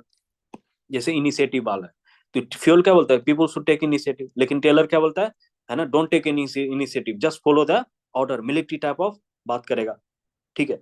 तो वह यहाँ पे जैसे क्या, unity of direction, unity of command, वहां पे क्या हम लोग यूनिटी ऑफ कमांड के बदले क्या देख रहे हैं, फंक्शनल फोरमैनशिप, तो स्पेशलाइजेशन, यूनिटी ऑफ कमांड, एक ही आदमी तो सबको ऑर्डर नहीं दे सकता ना, यूनिटी ऑफ कमांड का वो मतलब हुआ। लेकिन फंक्शनल फोरमैनशिप कहीं ना कहीं, है ना, एक आदमी को 4-8 लोग सुपरवाइज कर रहा है, 8 सुपरवाइजर बना दिया, ठीक है। तो ये सारा चीज हम लोग एक एक प्रिंसिपल्स को डिटेल में, डिवीजन ऑफ वर्क क्यों जरूरी है, काम डिवाइड नहीं होगा तो ओवरलैपिंग रिस्पॉन्सिबिलिटी होगा, है ना, क्लियर कोड, जैसे गुली कार्विक ने 4P मॉडल दिया। 4P क्या है कि काम को डिवाइड, डिपार्टमेंट जैसे बनता है तो किसके आधार पे, पर्पस के आधार पे, प्रोसेस के आधार पे, प्लेस के आधार पे और पर्सन के हिसाब से। जैसे वुमेन डिपार्टमेंट है ना, पर्पस है कि भाई स्वच्छ भारत करना है, गति शक्ति है, उसके आधार पे डिपार्टमेंटलाइजेशन, डिवीजन ऑफ वर्क को भी साइंटिफिक तरीके से कर सकते हैं, है ना। आजकल तो पॉलिटिक्स 4-5 आ जाता है, पॉलिटिक्स के आधार पे भी, क्योंकि कोलिशन एरा में हमने क्या देखा, डिपार्टमेंटलाइजेशन, मिनिस्ट्री डिपार्टमेंट बढ़ता जा रहा है, प्रोलिफरेशन ऑफ डिपार्टमेंट मिनिस्ट्री हो गया, फिर इसलिए उसको अमेंडमेंट करके रेस्ट्रिक्ट करना पड़ गया। फिर आता है हायरार्की, स्केलर प्रिंसिपल्स, यानी हायरार्की होगा तो उसमें क्या होगा कि आपको, है ना, चेन कमांड, एकदम चेन होना चाहिए, टॉप डाउन अप्रोच है, तो हायरार्की होना बहुत जरूरी है। ग्रेडेस हायरार्की क्या रिप्रेजेंट कर रहा है, अगर आप किसी ऑर्गेनाइजेशन में, हायरार्की मतलब क्या हुआ, जो जिस लेवल पे है उसको उतना अथॉरिटी है, जो जितना ऊपर है उतना हायर अथॉरिटी है, तो that is gradation of authority. Direct अगर क्वेश्चन स्टेटमेंट दे दिया, इसका मतलब ग्रेडेशन मतलब हायरार्की को हमने नीचे से ऊपर तक बांटा है और सबको कुछ कुछ अथॉरिटी दिया गया है ना। तो पिरामिडिकल स्ट्रक्चर हो गया। हायरार्की का देखो, है ना, कई बार क्वेश्चन हायरार्की पे, क्योंकि है ना, this is very common question कि हायरार्की मान लो पूछ दिया, हायरार्की क्या करता है, ओवरलैपिंग कम करता है, एलिमिनेट कर देगा ओवरलैपिंग को, यूनिटी ऑफ कमांड को प्रमोट करता है, रोल वो गोल क्लियर हो जाता है। डेलीगेशन भी, अगर हायरार्की है तभी तो ऊपर वाले नीचे को डेलीगेट करेंगे पावर, ठीक है, क्लियर कम्युनिकेशन हो रहा है, टॉप डाउन अप्रोच है। कोई भी काम, जैसे कोविड-19 के टाइम क्या देखें, हायरार्कियल ऑर्गेनाइजेशन वेर सक्सेसफुल, है ना, टॉप डाउन अप्रोच था, क्लासिकल अप्रोच वापस से रिवाइव हो गया। लेकिन डिसएडवांटेज क्या है, bureaupathology, bureaumania, bureau red tapism, delay, formalism, rigidity, lack of coordination, है ना, इनएफिशिएंसी आ जाता है, इनोवेशन को डिस्करेज करता है, नीचे वाले की बात ऊपर सुन ही नहीं रहा है, ठीक है। तो डायनेमिक इन्वायरमेंट के लिए सुटेबल नहीं है hierarchical organization. Unity of command का बात ये करता है, सबऑर्डिनेट को एक ही सुपरवाइजर होना चाहिए, लेकिन टेलर बोलता है कि, है ना, मल्टीपल फंक्शनल फॉर्मेंस होना चाहिए, 8 होना चाहिए, तो दैट इज द कॉन्ट्राडिक्शन। फिर यूनिटी ऑफ डायरेक्शन, सब लोग एक ही डायरेक्शन में काम करें, जैसे इलेक्ट्रिसिटी फ्लो करता है ना, या फिर जब हम देखते हैं कि किस प्रकार अगर एक डायरेक्शन में सारा एनर्जी हो तो कितना प्रोडक्टिविटी बढ़ जाता है, एक डायरेक्शन में सिंक्रोनाइज तरीके से काम करना चाहिए। जैसे कैबिनेट मिनिस्ट्री है, काउंसिल ऑफ मिनिस्टर है, यूनिटी ऑफ डायरेक्शन होना चाहिए, कि एक कैबिनेट मिनिस्टर कुछ और बात कर रहा है, दूसरा कुछ और, तो क्या होगा, पूरा कोलिशन में, जैसे पॉलिसी पैरालिसिस का स्टेटमेंट हमने सुना है। पॉलिसी पैरालिसिस क्यों होता है, क्योंकि lack of unity of direction है, यूनिटी ऑफ कमांड का कमी हो जाता है। अथॉरिटी एंड रिस्पॉन्सिबिलिटी में, अब देखो क्या होता है, इसमें कई बार क्या, अथॉरिटी खूब ज्यादा है, रिस्पॉन्सिबिलिटी नहीं है, रिस्पॉन्सिबिलिटी खूब दे दिया, अथॉरिटी नहीं दिया, तो दे शुड बी प्रोपोर्शनेट, है ना, कॉम्पेटेबल होना चाहिए। तो रिस्पॉन्सिबिलिटी मोरल ऑब्लिगेशन है, जैसे मान लो दिल्ली के लिए, पोल्यूशन के लिए everyone is morally responsible, obligation है पोल्यूशन हटाना है। लेकिन अकाउंटेबिलिटी का जब बात आता है तो किसको अकाउंटेबल ठहराएं, पानी की समस्या हो रही है, किसको अकाउंटेबल कराएं, क्योंकि, है ना, अथॉरिटी और रिस्पॉन्स, दिल्ली मान लो, दिल्ली गवर्नमेंट है, उसको खूब रिस्पॉन्सिबिलिटी है पूरे जनता के लिए कुछ कुछ करना, लेकिन उसको पावर छीन लिया मान लो सेंट्रल गवर्नमेंट, है ना, बिल ला के, ऑर्डिनेंस ला के, अब ये रिस्पॉन्सिबिलिटी है तो, लेकिन अथॉरिटी नहीं है, तो ये एक बैलेंस होना जरूरी है। अथवा अब ये डेंजरस होता है, क्यों, कि भाई अगर रिस्पॉन्सिबिलिटी दे दिया अथॉरिटी ने तो इनफेक्टिव हो जाएगा, जैसे दिल्ली में इनफेक्टिव हो गया, नॉन इफेक्टिव हो जा रहा है, ठीक। पुलिस को खूब पावर दे दिया, कोई अकाउंटेबिलिटी नहीं है तो भी प्रॉब्लमेटिक हो सकता है, डेस्पोटिज्म आ सकता है। सेंट्रलाइजेशन की बात करेगा, टॉप डाउन सेंट्रलाइज अप्रोच होना चाहिए, है ना, top down directive style of leadership को प्रमोट करता है। अपना इंडिविजुअल गोल ना ऑर्गेनाइजेशन के गोल के प्रति सबऑर्डिनेट कर दो, किसी भी, जैसे अब मान लो आईएएस ऑफिसर आप लोग बन गए, था ना, कि मेरा गोल, मेरा पर्सनल लाइफ का एम्बिशन ये है, वो काम नहीं चलेगा, आपको क्या, देश के लिए, सोसाइटी के लिए, लोगों के लिए काम करना पड़ेगा। Your organization goal will become, है ना, will superior to the in personal interest. तो डिसिप्लिन ऑर्गेनाइजेशन, जैसे आर्मी, आर्मी के अंदर क्या होता है, पुलिस ने ऑर्डर दिया और, है ना, there should be complete order, है ना, discipline in the organisation, order मतलब right person at right position, equity होना चाहिए, मतलब इक्विटी मतलब equitable distribution of, sense of justice हर किसी को होना चाहिए। इनिशिएटिव प्रमोट करता है, इनोवेटिव आइडियाज ले आओ, सॉल्यूशंस, क्योंकि मैनेजरियल लेवल पे, टॉप लेवल पे बात कर रहा है तो ऑब्वियसली इनिशिएटिव को प्रमोट करेगा। स्टेबिलिटी ऑफ टेन्योर, जैसे डीएम और एसपी का बात, अब देखो जब सिविल सर्विसेज में क्वेश्चन आएगा, why do we need the stability of tenure, ऐसे ERC 2 ने भी स्टेबल टेन्योर के लिए बोला है, सिविल सर्विसेज बोर्ड बनाओ, पॉलिटिकल इंटरफेरेंस कम करो, डिपोलिटिसाइजेशन नहीं होना चाहिए, टेन्योर हायर एंड फायर नहीं होना चाहिए। अनस्टेबल से क्या होगा, getting ready to get ready, sir का फेमस स्टेटमेंट, है ना, you are getting ready to get ready, कया नया डिस्ट्रिक्ट मिला, है ना, जब वहां पे काम करने का शुरू किया तो पता चला अगले दिन ट्रांसफर हो गया। तो स्टेबिलिटी ऑफ 10 ईयर रिक्वायर्ड है, ताकि ओवरऑल परफॉर्मेंस, तो एडहोकिज्म नहीं आना चाहिए कोई भी ऑर्गेनाइजेशन के अंदर मेंबर्स को कुछ समय काम करने का, तभी परफॉर्मेंस एसेस कर पाओगे, नहीं तो हर महीने अलग अलग डिस्ट्रिक्ट जा रहा है तो क्या परफॉर्मेंस असेसमेंट होगा उसका, है ना। रेन्यूमरेशन, उसको सैलरी वाली तनख्वाह टाइम पे मिलना चाहिए, और ऑर्गेनाइजेशन में ब्रदर हेड, है ना, टुगेदरनेस, बिलोंगिंगनेस का फीलिंग भी होना चाहिए। तो इम्फेसिस क्या था, ट्रेनिंग पे उसका इम्फेसिस है ना। तो जब हम ट्रेनिंग वाला पर्सनल एडमिनिस्ट्रेशन करेंगे, वहां पे भी फ्यूल के आइडियाज को लाना है। He was people should be trained administrative skills में, है ना, ट्रेनिंग मिलना चाहिए सबको, ठीक है। और वो बोलता है जैसे जैसे ऑर्गेनाइजेशन क्या होता है, नीचे टेक्निकल स्किल्स की रिक्वायर्ड अधिक होती है, क्योंकि टू मच स्पेशलाइजेशन है, डिवीजन ऑफ वर्क है। लेकिन जैसे जैसे मिडिल ऑर्डर या हायर ऑर्डर जाते हैं, तो we need managerial skills, administrative skill, है ना। जैसे मान लो डिस्ट्रिक्ट है, डिस्ट्रिक्ट एक गांव है, ब्लॉक है, ब्लॉक से फिर डिस्ट्रिक्ट है, तो डिस्ट्रिक्ट लेवल पे डिस्ट्रिक्ट मैनेजर का कॉन्सेप्ट होता है, मैनेजरियल स्किल्स होना चाहिए उसके पास, लीडरशिप क्वालिटी होना चाहिए। जो ब्लॉक लेवल या विलेज लेवल पे काम कर रहा है, he should be have the technical skill, ये डॉक्यूमेंट फाइल करो तो ये हो जाएगा, है ना, ऐसे करना उसे करना है, तो टेक्निकल स्किल। इसलिए आईएएस को क्या बोलते हैं, जनरलिस्ट बोलते हैं। ये डिबेट बाद में भी आएगा, जनरलिस्ट वर्सेस स्पेशलिस्ट का जो डिबेट आता है ना। तो इस तरह से कनेक्ट करते हैं थिंकर को, बाकी सिलेबस के टॉपिक से भी कनेक्ट करना है। एडमिनिस्ट्रेटिव लीडरशिप क्वालिटी होना जरूरी है ना। एडमिनिस्ट्रेटिव इसलिए लवसना क्यों बना है, वहां पे सब एडमिनिस्ट्रेटर को ट्रेनिंग दिया जा रहा है, ठीक। कम्युनिकेशन में क्या हुआ, टॉप डाउन हायरार्किकल अप्रोच में क्या देंगे, है ना, अगर डी को पी से बात करना है तो ऐसा गया इतना लंबा घूम के जाना पड़ेगा, है ना। तो इसने क्या सर, इमीडिएट जो सुपीरियर उससे बात करो, इधर बार इमीडिएट सुपर आपस में कोऑर्डिनेट करके कम्युनिकेशन को फैसिलिटेट कर दिया। अननेसेसरी आपको ऊपर नीचे करने की कोई जरूरत नहीं, इधर से चैनल फ्लो कराया फिर इधर से रिटर्न हुआ। तो गैंग प्लैंक के थ्रू उन्होंने कम्युनिकेशन प्रॉब्लम को सॉल्व किया, तो दो फंक्शनली दो इक्वल सिमिलर पोजीशन पे आपस में कम्युनिकेट कर सकता है। इससे क्या होगा, टीम बिल्डिंग ये सब काफी बढ़िया हो जाएगा। तो he believed his theory were universal, है ना। टॉर्च हाउस की तरह, लाइट हाउस की तरह बोलते हैं कि ऑर्गेनाइजेशन कोई भी है ना सक्सेसफुल होने के पीछे प्रिंसिपल्स का रोल, principles are most important determinant of productivity, not the individuals, not the people, it is the principle that will determine the productivity of organization, ठीक है। तो ये मेन आइडिया था उसका। चलो, इज द थिंग्स क्लियर, है ना, are you all able to get it, है ना। अभी 2 मिनट का ब्रेक ले सकते हैं, and in between if you have any doubt we can discuss it,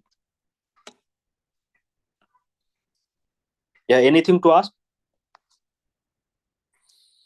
चलो 2 मिनट का ब्रेक लेते हैं, है ना, 8:54 पे अपन वापस रिज्यूम करें, ओके।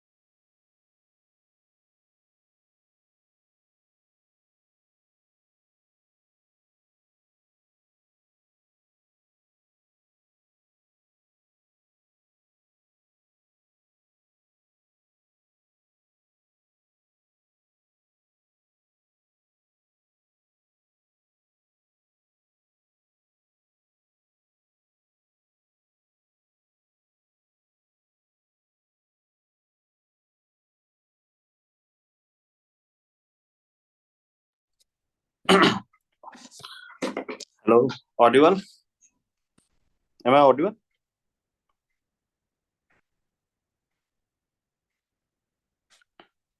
या can yes sir. Anyone just? Okay okay, Audible. देखो अभी मतलब ठीक है, समझ आ रही है? पेस ठीक है ना? You want me to speed up और स्लो डाउन? कैसा है? ठीक है मतलब, are you able to get? है ना जो, है ना, थ्योरी को समझना थिंकर को ना, एक बार अगर कमांड हो गया ना, थिंकर अगर अच्छे से कर लिया और इंट्रोडक्शन बढ़िया से हो ही गया है, तो most almost 50% syllabus is done. है ना, क्योंकि इसी पे पूरा गेम है ना। क्योंकि थिंकर को है ना, जब तक आप उसको है ना आगे पीछे बैकग्राउंड कॉन्टेक्स्ट कंट्रीब्यूशन क्रिटिसिज्म सबको अच्छे से एक बार जान गए, मैक्रो माइक्रो, है ना, तो अपने आप सारे आंसर्स में you will be able to code the thinkers answer. ठीक है। हाँ, ओके। या anyone sharing anything, anything to ask? नहीं सर, ठीक जा रहा है, पेस इज गोइंग गुड। वो अच्छा जो ठीक है ना। इंटरलिंकिंग वाला पार्ट है वो सब अच्छा जा रहा है। चलो ठीक है। हम आई नीड योर फीडबैक ना, अदरवाइज है ना पता नहीं चलता है ना कैसे हम कर रहे हैं, क्या कर रहे हैं। तो यू कीप ऑन शेयरिंग, है ना, all of you can share something in between. ठीक है, जैसे है ना, one of you have been asking, Niyati पूछ रही है कि पार्शियल थ्योरी है, मतलब पार्शियल थ्योरी ऐसे तो, मतलब पार्शियल थ्योरी तो हम लोग कई लिटरेचर में पढ़ते हैं, लेकिन जो जी राजपूत सर का लेक्चर्स होते हैं ना, तो वो इसको ना काफी डिटेल में समझाते हैं, why it is referred as partial theory. है ना, my he might have taken the question कि भाई फ्यूल और जो टेलर का आइडिया कैसे कॉम्प्लीमेंट्री है ना। एक क्या बात कर रहा है, टॉप लेवल ऑर्गेनाइजेशन की बात कर रहा है ना, और एक नीचे बॉटम, इसलिए एक दूसरे को कॉम्प्लीमेंट करके कॉम्प्रिहेंसिव पिक्चर तभी आता है कि आपको बॉटम पे भी साइंस लगाना है, ऊपर पे भी साइंस ऑफ एडमिनिस्ट्रेशन, तभी पॉसिबल है। ठीक है, अब हम लोग देख रहे हैं गुलिकन अर्विक। तो गुलिकन अर्विक देखो, paper on science of administration लेके आता है 1937 में। और यही जो है प्रिंसिपल एरा का ना, जो हम लोग ऑर्गेनाइजेशनल जो रेपुटेशनल जेनिथ हमने देखा पैराडाइम टू के अंदर। पैराडाइम टू के अंदर क्या था? Reputational zenith. वो कब आता है? Paper on science of administration. उस समय के जितने पॉबेड के स्कॉलर्स थे, बाप रे, इतना रिस्पेक्ट मिल रहा है सब लोग, है ना, दे वर वेरी हैप्पी कि भाई हम तो चैंपियन है, वी आर द साइंटिस्ट, बात मत करो हमसे। है ना, डिपार्टमेंट में अलग ही लेवल का एकदम रुतबा था पवेड के स्कॉलर्स का। तो अदर पवेड वाले बाकी स्कॉलर्स कह रहे सारा फंडिंग ले जा रहा है, सारा रिस्पेक्ट ले जा रहा है ना, प्रॉब्लम सॉल्यूशन कुछ भी है समाज में, सोसाइटी में, इंडस्ट्री में, तो सारे पवेड के थिंकर पहुंच जाते हैं। है ना। तो ये क्या हुआ, बाद में बाकी लोग जो पैराडाइम में हम लोग डिस्कस किए वो डिटेलिंग, है ना, तो फिर चैलेंजेस हुआ, फिर आइडेंटिटी क्राइसिस होगा। तो ये प्रिंसिपल एरा को गोल्डन एरा भी बोला जाता है ना। प्रिंसिपल एरा को, है ना, ऑर्गेनाइजेशनल ऑर्थोडॉक्सी एरा भी बोलते हैं, रिजिड है एकदम, one size fit all type का अप्रोच ला रहे हैं, एकदम बेस्ट स्ट्रक्चर लाएंगे, बेस्ट सॉल्यूशन लेके आएंगे। अब गुली का अनारबिक ने एक्रोनिम दे दिया, प्लानिंग, ऑर्गेनाइजिंग, सबॉर्डिनेट, तो कमांडिंग, कोऑर्डिनेशन, ये सब जो, तो अब ये सब एक्रोनिम ना। तो जैसे अपन है ना, स्कूल ऑफ थॉट्स भी हम लोग जब पढ़े थे, एक होता है प्रोसेस स्कूल, है ना, एक सब्जेक्ट मैटर था। तो प्रोसेस में है ना, प्लानिंग ऑर्गेनाइजिंग क्या है, प्रोसेस से रिलेटेड है। तो एक स्कूल ऑफ थॉट है ना, तो इसका गुलिक का मानना क्या है कि प्लानिंग ऑर्गेनाइजिंग ये सब क्या होना, प्रॉपर तरीके से होना चाहिए, प्रॉपर राइट पर्सन स्टाफिंग, मतलब क्या हुआ, जो पर्सनल एडमिनिस्ट्रेशन में पढ़ते हैं, क्या पढ़ते हैं, stepping, right person at right position. यही तो है ना स्टाफिंग है। कि आपके पास 100 लोग है, 100 लोग को कहाँ कहाँ कौन कौन काम देना है, डायरेक्ट करना है ना, तो डायरेक्टिव स्टाइल ऑफ लीडरशिप की बात कर रहा है। आपस में कोऑर्डिनेशन होना चाहिए, कोऑर्डिनेशन के भी तरीके बताएं कि हायरार्की ले आओ, उससे भी कोऑर्डिनेशन होगा। कमिटी बना दो, जैसे पार्लियामेंट्री कमिटी है, डिपार्टमेंटल कमिटी है ना, इंटर मिनिस्ट्रियल कमिटी है, या कमिटी सेटअप क्या होता है, कोऑर्डिनेशन के लिए भी हो रहा है, और आइडिया भी, इनोवेटिव आइडियाज के थ्रू भी कोऑर्डिनेट कर रहे हैं। रिपोर्टिंग, बजटिंग, ये सब टेक्निक्स होना किसी ऑर्गेनाइजेशन के लिए जरूरी है। बेसिस ऑफ और डिपार्टमेंटलाइजेशन, जो 4P हम लोग पढ़ते हैं, प्रोसेस, पीपल, है ना, तो ये चारों प्रोसेस, आप एक एक एग्जांपल भी इसका याद कर सकते हैं। यूनिटी ऑफ कमांड होना चाहिए, हायरार्की है, आइडिया और कमिटी के थ्रू है। फिर डेलीगेशन, डिसेंट्रलाइजेशन का बात ये करता है। अब फ्यूल और इसमें क्या डिफरेंस होगा, देखो, फ्यूल क्या बोलता है, सेंट्रलाइजेशन होना चाहिए, लेकिन गुलिक का नरवी क्या, गुलिक क्या बोल रहा है, डिसेंट्रलाइजेशन होना चाहिए। बाद में साइमन जाके इसी का मजाक उड़ाता है। अच्छा, तुम लोग बहुत बड़े साइंटिस्ट बन रहे थे, एक तो सेंट्रलाइजेशन बात कर रहा है, एक डिसेंट्रलाइजेशन, आपस में कॉन्फ्लिक्टिंग है। एक तो है ना unity of command, unity of command की बात कर रहा है फ्योल, दूसरी तरफ टेलर क्या देख रहा है, फंक्शनल फोरमैनशिप का, फंक्शनल स्पेशलाइजेशन। तो ये कॉन्ट्रडिक्शन, ये सब बाद में आपको कोट करने हैं, this is how you have to answer the question. Basis of department वही ना, वर्क है, पर्पस है, किस पर्पस के लिए बना है ना, मिनिस्ट्री ऑफ होम अफेयर्स है, डिफेंस मिनिस्ट्री है। प्रोसेस मतलब टेक्निकल स्किल्स, जैसे स्पेस है, साइंस एंड टेक्नोलॉजी है। पर्सन मतलब ओल्ड एज है, वुमेन है, अलग अलग पर्सन के हिसाब, प्लेस प्लेस मतलब रीजन के हिसाब से, जैसे नॉर्थ ईस्ट है है ना, स्पेशली रेलवे का जो जोन्स में बांट रखा है, डिपार्टमेंटलाइजेशन। तो इसके एक आइडिया दिया कि वेन डिपार्टमेंटल का कोई बेसिस तो होना चाहिए ना। First time he come up with this idea, departmentalisation भी साइंटिफिक तरीके से होना चाहिए। तो है ना, रिजिडिटी कंपार्टमेंटलाइजेशन हो जाता है, इसे प्रॉब्लम भी क्रिटिसाइज करते हैं कि ये तो बहुत जो प्रोसेस पीपल ये सब कर दिया ना, तो there are also overlapping between them. ऐसा नहीं कि सिलोज में नहीं कर सकते हैं, पर्पस भी है, प्लेस भी हो सकता है, पर्सन है, प्रोसेस भी हो सकता है ना। तो there are lot of overlapping, उसको है ना too much rigidity compartmentalization practically possible नहीं है ना। तो ये 4P एनफ नहीं है। आजकल तो पॉलिटिक्स के कारण भी मिनिस्ट्री क्रिएट किया जा रहा है। जो कोलिशन गवर्नमेंट देखते हैं ना, कोलिशन गवर्नमेंट में क्या हो रहा है कि ना मिनिस्ट्री क्रिएट किया जा रहा है पॉलिटिकल अपीजमेंट के लिए, पार्टी का सपोर्ट जीतने के लिए। तो ये हो गया। तो ये आज के कॉन्टेक्स्ट में रिलेवेंस है, लेकिन हम ऐसा नहीं कि उसको भी क्रिटिसाइज है ना करते हैं, क्योंकि रिजिडिटी है, एक लिमिटेड पर्सपेक्टिव दिया उसने। कोऑर्डिनेशन का बात हमने देखा, कोऑर्डिनेशन ऑर्गेनाइजेशन में बहुत जरूरी है। डिवीजन ऑफ वर्क होगा तो स्पेशलाइजेशन होगा, और स्पेशलाइजेशन होगा तो कोऑर्डिनेशन करना। आपस में स्पेशलाइज यूनिट है, सब सिलोज में काम करेगा तो भी प्रोडक्टिविटी डाउन हो जाएगा। इसलिए अपने को कोऑर्डिनेट करने की जरूरत है। कोऑर्डिनेट करने के लिए हायरार्की, कमिटी, आइडिया ये सब बना के अपन को कोऑर्डिनेट करना है। जैसे मान लो यहाँ पे कैबिनेट कमिटी बना रखा है, कैबिनेट सरकार का कोई भी डिसीजन कैबिनेट के थ्रू ले जा रहा है, कमिटी के थ्रू, है ना, तो इससे आसान है। या इंपावर ग्रुप ऑफ मिनिस्टर था, है ना। ग्रुप ऑफ मिनिस्टर का कॉन्सेप्ट हम लोग कब देखे थे, यूपीए गवर्नमेंट जब थी 2011 10-11 में। तो पॉलिसी पैरालिसिस आ गया। क्यों आया? टू मच कंसल्टेशन, है ना, कमिटी बना बना के आपस में सब, है ना, environment ministry industrial minister commerce ministry से फाइट कर रहा है, एग्रीकल्चर मिनिस्ट्री किसी और मिनिस्ट्री से फाइट कर रहा है। तो there was lot of conflict among the department ministry only. इसलिए उसमें इंपावर ग्रुप ऑफ मिनिस्टर बनाया, उससे भी सॉल्यूशन आया है। तो एक और कैबिनेट मिनिस्टर को बैठा के उसको कर दिया कि है ना इंपावर्ड ग्रुप ऑफ मिनिस्टर, यानी they were capable to take the decision, क्योंकि कैबिनेट मिनिस्टर वहां अवेलेबल। तो दैट इज आइडिया है ना, इंडियन गवर्नमेंट पढ़ेंगे तो उसमें भी देखेंगे। Again this idea has to be relate, you have to relate it to the paper to lot of application. जो अलग अलग टर्म है ना, हायरार्की, कमिटी, आइडिया, है ना, coordination, specialization, again all these terms will have to be used in the paper 2 syllabus, है ना। उसके जो टॉपिक्स है वहां पे यूज करना है। तो you should be very much, है ना, काफी यूज टू हो जाना चाहिए इस सारे टर्म से। ठीक है। तो कोऑर्डिनेशन का बैरियर क्या क्या है? तो ओवरलैपिंग स्ट्रक्चर बना दिया। मान लो क्लियर डिवीजन ऑफ रिस्पॉन्सिबिलिटी यहाँ दिल्ली में है नहीं है ना। एलजी है, डिपार्टमेंट है, डीडीए है, सेंट्रल गवर्नमेंट, स्टेट गवर्नमेंट। तो बहुत सारा है ना डिवीजन ऑफ वर्क क्लियर नहीं है। एम्पायर बिल्डिंग टेंडेंसी क्या होता है? हर ऑर्गेनाइजेशन में जो होता है अपने आप को क्या करता है, बजट मैक्सिमाइजर क्या करेगा, अपने डिपार्टमेंट के लिए सबसे अधिक बजट ला रहा है। फिर अपने अंदर क्या होगा, ज्यादा से ज्यादा अधिक ऑर्गेनाइजेशन, अधिक लोग अगर उसके नीचे काम कर रहा है, तो जो टॉप लेवल अधिकारी हुआ he will be very powerful. जैसे एक डिपार्टमेंट है 10 लोग काम कर रहा है, और एक डिपार्टमेंट है 1,000 लोग काम कर रहा है ना। इतनी बड़ी ऑर्गेनाइजेशन, एक छोटा सा organization, who will be more powerful, जिसके अंदर 1,000 लोग काम कर रहा है। तो ब्यूरोक्रेट्स का काम क्या होगा, एम्पायर बिल्डिंग जो टेंडेंसी होता है कि है ना सबको काम जबरदस्ती क्रिएट। जो परकिंसंस लॉ, वेबर का जब क्रिटिसिज्म पढ़ेंगे तो परकिंसंस लॉ देखेंगे, किस प्रकार काम बढ़ाने का टेंडेंसी होता है, एम्पायर बिल्डिंग टेंडेंसी होता है। फिर क्लियर डिपार्टमेंट, ये सब प्रॉब्लम हो गया। रेलेवेंस होगा, ministry of department, urban local bodies, हर जगह लोक कैडेट कोऑर्डिनेशन का। अभी तो जब भी जहाँ पेपर 2 के कई सारे पार्ट में you are going to use the Gulick and Urwick idea, है ना। क्योंकि यहाँ पे चाहे अर्बन लोकल गवर्नेंस हो, पुलिस एडमिनिस्ट्रेशन हो, डिस्ट्रिक्ट एडमिनिस्ट्रेशन हो, इतने इंस्टीट्यूशनल जंगल जो टर्म यूज करते हैं, lack of coordination. Multiple agencies have been created but there is lack of coordination. इतने सारे रेगुलेटरी एजेंसीज क्रिएट किया गया। ऑर्गेनाइजेशन जब चैप्टर पढ़ेंगे तो उसमें रेगुलेशन, आपस में कोऑर्डिनेशन नहीं है। फिर डेलीगेशन होता है। डेलीगेशन मतलब जो जो हायर लेवल अधिकारी क्या करता है, नीचे वाले अधिकारी को काम कर देता है ना, काम दे देता है। But ultimate responsibility, accountability lies with the superior only. तो फॉर द टाइम बिंग, है ना, some of the work has been delegated to the lower level of, है ना, ऑफिसर्स। तो दिस इज ओपन, है ना, जब आप डिस्ट्रिक्ट जाएंगे there will be, block level officer, है ना, स्ट्रीट लेवल ब्यूरोक्रेसी। तो you will have to smartly work in a way so that, principle of subsidiarity का कॉन्सेप्ट होता है, प्रिंसिपल ऑफ सब्सिडियरिटी।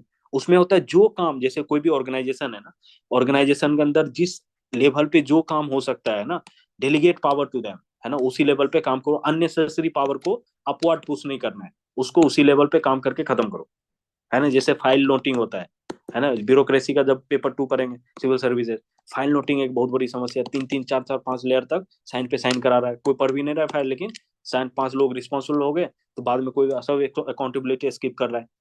तो अब जैसे डेलीगेट पावर करेंगे तो नीचे वाले अधिकारी इंपावर होता है, तो इससे क्या होगा, लोगों को पार्टिसिपेशन, डिसीजन मेकिंग पावर, ये सब बढ़ेगा, है ना। तो जैसे डेलीगेट किया जा रहा है, कोविड टाइम में हम लोग देखे क्या, डिजास्टर मैनेजमेंट, तो हर लेवल का ग्रुप ऑफ मिनिस्टर फॉर्म हुआ, नीचे वाले अधिकारी को पावर दिया गया, पुलिस ऑफिसर को इतने डिस्क्रिशनरी पावर दिया गया। तो that is the delegation. Decentralization मतलब आप परमानेंटली डेलीगेट कर दो, यानी पावर को पूरी तरह डिवॉल्व कर दो। 73rd and 74th amendment, that is the best example. फिर डिवोल्यूशन ऑफ पावर, है ना, political devolution, union government state government को दे रहा है। डीकंसंट्रेशन एक टर्म होता है, मतलब जो एक पावर है ना, सारा काम वर्कलोड इधर आके सब जमा हो रहा है, चारों तरफ से जितने भी है ना, सारे काम ऊपर होके इकट्ठा हो रहा है, तो दैट इज कंसंट्रेशन। डीकंसंट्रेशन मतलब वो डिसीजन मेकिंग पावर इधर ही कर दिया, कुछ यही डिसीजन मेकिंग हो गया, अननेसेसरी जो है ना सारा काम ऊपर पाइल अप ना हो, that is deconcentration of activities या work, shifting of powers to the local unit या नीचे वाले यूनिट में। तो दो तरह का रिस्पॉन्सिबिलिटी है, एक इमीडिएट होता है, एक अल्टीमेट होता है। तो डेलीगेटेड लेजिस्लेशन में क्या देख रहे हैं, या डेलीगेटेड अथॉरिटी में क्या होता है, जब पावर डेलीगेट करता है, रिस्पॉन्सिबिलिटी डेलीगेट करता है, तो अल्टीमेट अथॉरिटी किसके पास है, अल्टीमेट अथॉरिटी सुपीरियर के पास होता है ना। फिर स्पैन ऑफ कंट्रोल, जैसे मान लो हमने बैच 1 लाख बच्चों का बैच बना दिया जूम पे, है ना, तो will I be able to focus on everyone, या 10,000 बच्चे का ले लिए, 1,000 बच्चे का, अगर हम 10 लोग हैं, 5 लोग हैं, 6 लोग हैं, 15 लोग हैं, 20 लोग हैं, तो it will be easier for me to, है ना, पुट अटेंशन की भाई आप लोग का इंडिविजुअल इश्यूज को भी हम जानेंगे, ग्रुप में भी क्या इश्यूज है। स्पैन ऑफ कंट्रोल क्या होता है, तुम्हारा sphere of influence, sphere of consciousness, कितना हम लोगों को टैकल कर सकते हैं at a point of time. तो नॉर्मली एक भी मिडिल लेवल ये सब 5 से 6 लोग, बॉटम लेवल पे 10 से, क्योंकि बॉटम लेवल पे थोड़ा टेक्निकल काम होता है ना, रिजिड रूटीन वर्क होता है, प्रोग्राम्ड वर्क होता है, जैसे जैसे हायरार्की ऊपर जाएगा उसे उसे उसका इनोवेटिव वर्क बढ़ता जाएगा। तो स्पैन ऑफ कंट्रोल क्या होता है, धीरे धीरे, इसलिए पिरामिडिकल स्ट्रक्चर बना जाता है, नीचे में कई सारे वर्कर्स को, है ना, 2 4 5 मिलके कोऑर्डिनेट कर सकता है, लेकिन जैसे जैसे ऊपर जाते हैं तो सेंट्रलाइजेशन होता है ना, स्पैन ऑफ कंट्रोल कम होता है। ठीक। इससे क्या होगा ना, हायरार्की, स्पैन ऑफ कंट्रोल ही तो डिटरमाइन करता है ऑर्गेनाइजेशन टॉलर है या फ्लैटर है, जितना अधिक है ना स्पैन ऑफ कंट्रोल। अगर मान लो आजकल आईसीटी आ गया, टेक्नोलॉजी आ गया, है ना, मैं घर बैठे 10 ना 100 वर्कर को देख सकता हूँ, 100 इंडिविजुअल को मॉनिटर कर सकता हूँ। तो ICT has empowered, increase my span of control, इसलिए जो एक टर्म आता है री गवर्नमेंटलाइजेशन, है ना, तो यानी रिसेंट्रलाइजेशन टर्म आता है, रिसेंट्रलाइजेशन, री गवर्नमेंटलाइजेशन, that is because of increased span of control by with the use of technology, है ना, बायोमेट्रिक लगा के, सीसीटीवी लगा के हम कई लोगों को कंट्रोल कर सकते हैं। तो आज टेक्नोलॉजिकल फैक्टर है, किस प्रकार का काम किया जा रहा है, दैट इज ऑल्सो डिटरमाइनिंग की span of control depends on multiple factors. Organization मान लो नया नया ऑर्गेनाइजेशन, वहां स्पैन ऑफ कंट्रोल अलग होगा, कोई ओल्ड ऑर्गेनाइजेशन अलग होगा, है ना, स्पेस कितना लोकेटेड है अलग, वर्कर स्किल्ड है अनस्किल्ड है उसके हिसाब से सुपरविजन होगा। तो दीज आर द थिंग्स। फिर लाइन एंड स्टाफ होता है, जैसे प्लानिंग कमीशन है, नीति आयोग है, ये सब क्या है, गवर्नमेंट का थिंक थिंक टैंक की तरह काम कर रहा है। जो सेक्रेटरिएट, हाँ, है ना, सेक्रेटरिएट हम भी हम लोग पढ़ते हैं, उसमें क्या होता है, गवर्नमेंट का थिंक टैंक की तरह काम कर रहा है। तो they will be assisting the line agency, line agency जैसे मान लो मिलिट्री है, मिलिट्री के अंदर वार करने का ऑर्डिनेंस है, या जो इन्फेंट्री है, और लेकिन उसमें देखते हैं कई लोग मेडिकल काम कर रहा है, मेडिकल सर्विसेज है, कई लोग खाना बना रहा है, कई लोग है ना मेंटेनेंस कर रहा है, कई ट्रांसपोर्टेशन में, कई लोग है ना एजुकेशन में। तो दे आर सपोर्टिंग, है ना। या जो प्लानिंग कमीशन का एग्जांपल है ना, नीति आयोग का, they are like think tank. अब इसमें ना कॉन्फ्लिक्ट चलता रहता है, लाइन वाले क्या बोलते हैं, ये जो स्टाफ वाले ना इसी रूम में बैठ के पॉलिसी बनाता है, थिंक टैंक है ना, पॉलिसी बना दिया और हमें बोल दिया काम करने को, ग्राउंड रियलिटी पता ही नहीं है स्टाफ वाले को। और स्टाफ वाले क्या सोचते हैं, ये सारे काम चोर है, जो ग्राउंड लेवल पे, फील्ड लेवल पे काम कर रहे हैं, दे आर, है ना, they don't want to work, they are only blaming us, they are very lazy, है ना, not taking the responsibility। तो ये एक कॉन्फ्लिक्ट डिबेट आता है लाइन एंड स्टाफ का, वो हम लोग डिटेल में देखते हैं। तो लाइन का काम क्या है, डिसीजन को इम्प्लीमेंट करना, उसके पास फुल अथॉरिटी होता है, जो पुलिस ऑफिसर मान लो, है ना, डिस्ट्रिक्ट मजिस्ट्रेट है, लेकिन जब डिस्ट्रिक्ट मजिस्ट्रेट बाहर सेक्रेटरीट पहुंच गया, तो डिसीजन मेकिंग में, पॉलिसी मेकिंग में उसका काम होता है। तो उसी रोल के हिसाब से आप देखते हैं गुली का नबी ने, क्योंकि गुली का नबी किसका एक्सपीरियंस मिलिट्री ऑर्गेनाइजेशन में भी था, है ना, तो लाइन एंड स्टाफ का वहां क्लियर कट डिमार्केशन है। लाइन का काम होगा लड़ाई झगड़ा, है ना, बॉर्डर की सिक्योरिटी करना, लॉ एंड ऑर्डर मेंटेन करना। स्टाफ एजेंसी थिंक टैंक की तरह काम करेगा, पॉलिसी बनाएगा। तो उसी तरह मिनिस्ट्री डिपार्टमेंट, ये सब में भी ये कॉन्फ्लिक्ट देखने को मिलता है। ठीक है, जैसे प्लानिंग कमीशन को क्रिटिसाइज बोलते थे, planning commission is an armed chair adviser, है ना, वो एसी में बैठ के गांव की समस्या पे पॉलिसी बना रहा है। टॉप डाउन अप्रोच, जो centralize top down bureaucratic approach बोलते थे, ऊपर से नीचे वाले ग्राउंड लेवल का फील्ड एजेंसी काम कर रहा है, उसको तो ग्राउंड रियलिटी पता है, लेकिन ऊपर वाले आइडियलिस्टिक सिचुएशन लेके one size fit all type का एक फॉर्मूला बना दिया, ऐसा करेंगे तो ऐसा हो जाएगा, लेकिन ग्राउंड रियलिटी कुछ और है। तो बॉटम वाले लोग क्रिटिसाइज करते हैं, ये आर्म चेयर मतलब, है ना, एसी में बैठ के अपना एडवाइस कर रहा है। तो इसमें आपस में कॉन्फ्लिक्ट चलता रहता है, ठीक है, रिलेशनशिप भी होता है। तो कई बार हम लोग ना, जैसे मान लो कि अब डिसीजन मेकिंग है, कॉम्प्लेक्स सिचुएशन है, तो कई बार जैसे आईएएस अधिकारी क्या होता है, IAS they gain the experience on the ground, बाद में सेक्रेटरीट में चला जाता है, वहां पे पॉलिसी मेकिंग में भी गवर्नमेंट को हेल्प करता है। नीति आयोग में भी कई आईएएस होते हैं, पीएमओ में होते हैं, कैबिनेट सेक्रेटरीट में होते हैं। तो they have the first hand experience, और उसके आधार पे गवर्नमेंट का जो पॉलिसी उसको मोल्ड करता है, ठीक है। तो बाद में और भी थिंकर, बिहेवियरल अप्रोच, ये सब जो डिटेल में इसको एनालाइज करता है, किस प्रकार से जो फंक्शनल नॉलेज है, एक्सपर्टीज है, उसके आधार पे आपको एक्सरसाइज करना पड़ेगा। जैसे लॉ ऑफ सिचुएशन है फोले के द्वारा, है ना, functional authority, leadership by position के बदले लीडरशिप बाय फंक्शंस। तो ये सारे चीज क्या होगा, है ना, आजकल लाइन एंड स्टाफ के बीच में क्या हो रहा है, इंटर चेंजेस हो रहा है ना।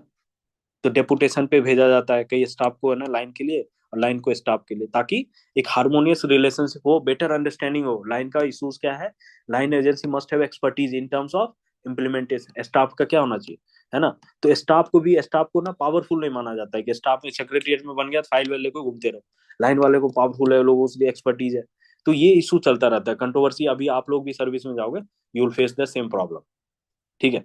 तो अब ये प्रॉब्लम, अब उसके बाद देखो, स्टाफ आइवरी टावर इमेज, मतलब ये लोग बैठ के एसी में बैठ के आराम से पॉलिसी बना रहा है, ग्राउंड रियलिटी पता ही नहीं है ना। आइवरी टावर अप्रोच है, आइडियलिस्टिक अप्रोच है ना। तो ऑफन क्या होता है, लोगों, लाइन एजेंसी का काम है बार बार इंटरफेयर कर रहा है, ऐसे मत करो, ऐसे करो, ग्राउंड रियलिटी पता नहीं है, बार बार ज्ञान दे रहा है, सजेशन दे रहा है। तो हम लोग, है ना, जो लाइन एजेंसी वाले लोग चिढ़ते रहते हैं, गुस्सा करते रहते हैं। जैसे प्लानिंग कमीशन नीति आयोग है ना, अब तो काफी चेंज हुआ, पहले तो टॉप डाउन अप्रोच था, नीति आयोग आके थोड़ा बॉटम अप अप्रोच भी अब बातें हो रही है, ठीक है। तो नीति आयोग का इनफॉर्मल पावर दिया गया, पहले प्लानिंग कमीशन के पास फॉर्मल पावर था, है ना, टॉप डाउन कई लोगों का फंडिंग रोक देता था, कई डिपार्टमेंट को पैसा रिलीज नहीं करता था। तो प्लानिंग कमीशन को कई लोग, जैसे कॉमर्स मिनिस्टर था, क्रिटिसाइज किया, आर्म चेयर एडवाइजर है, बैठ के ना ग्राउंड रियलिटी पता नहीं है, और यहाँ से ज्ञान दे रहा है, ठीक है, कॉन्फ्लिक्ट होगा। तो बिहेवियरल, कहीं ना कहीं बिहेवियरल थिंकर बाद में उसको रियलाइज करता है, जैसे थ्योरी वाई टाइप मैनेजर है।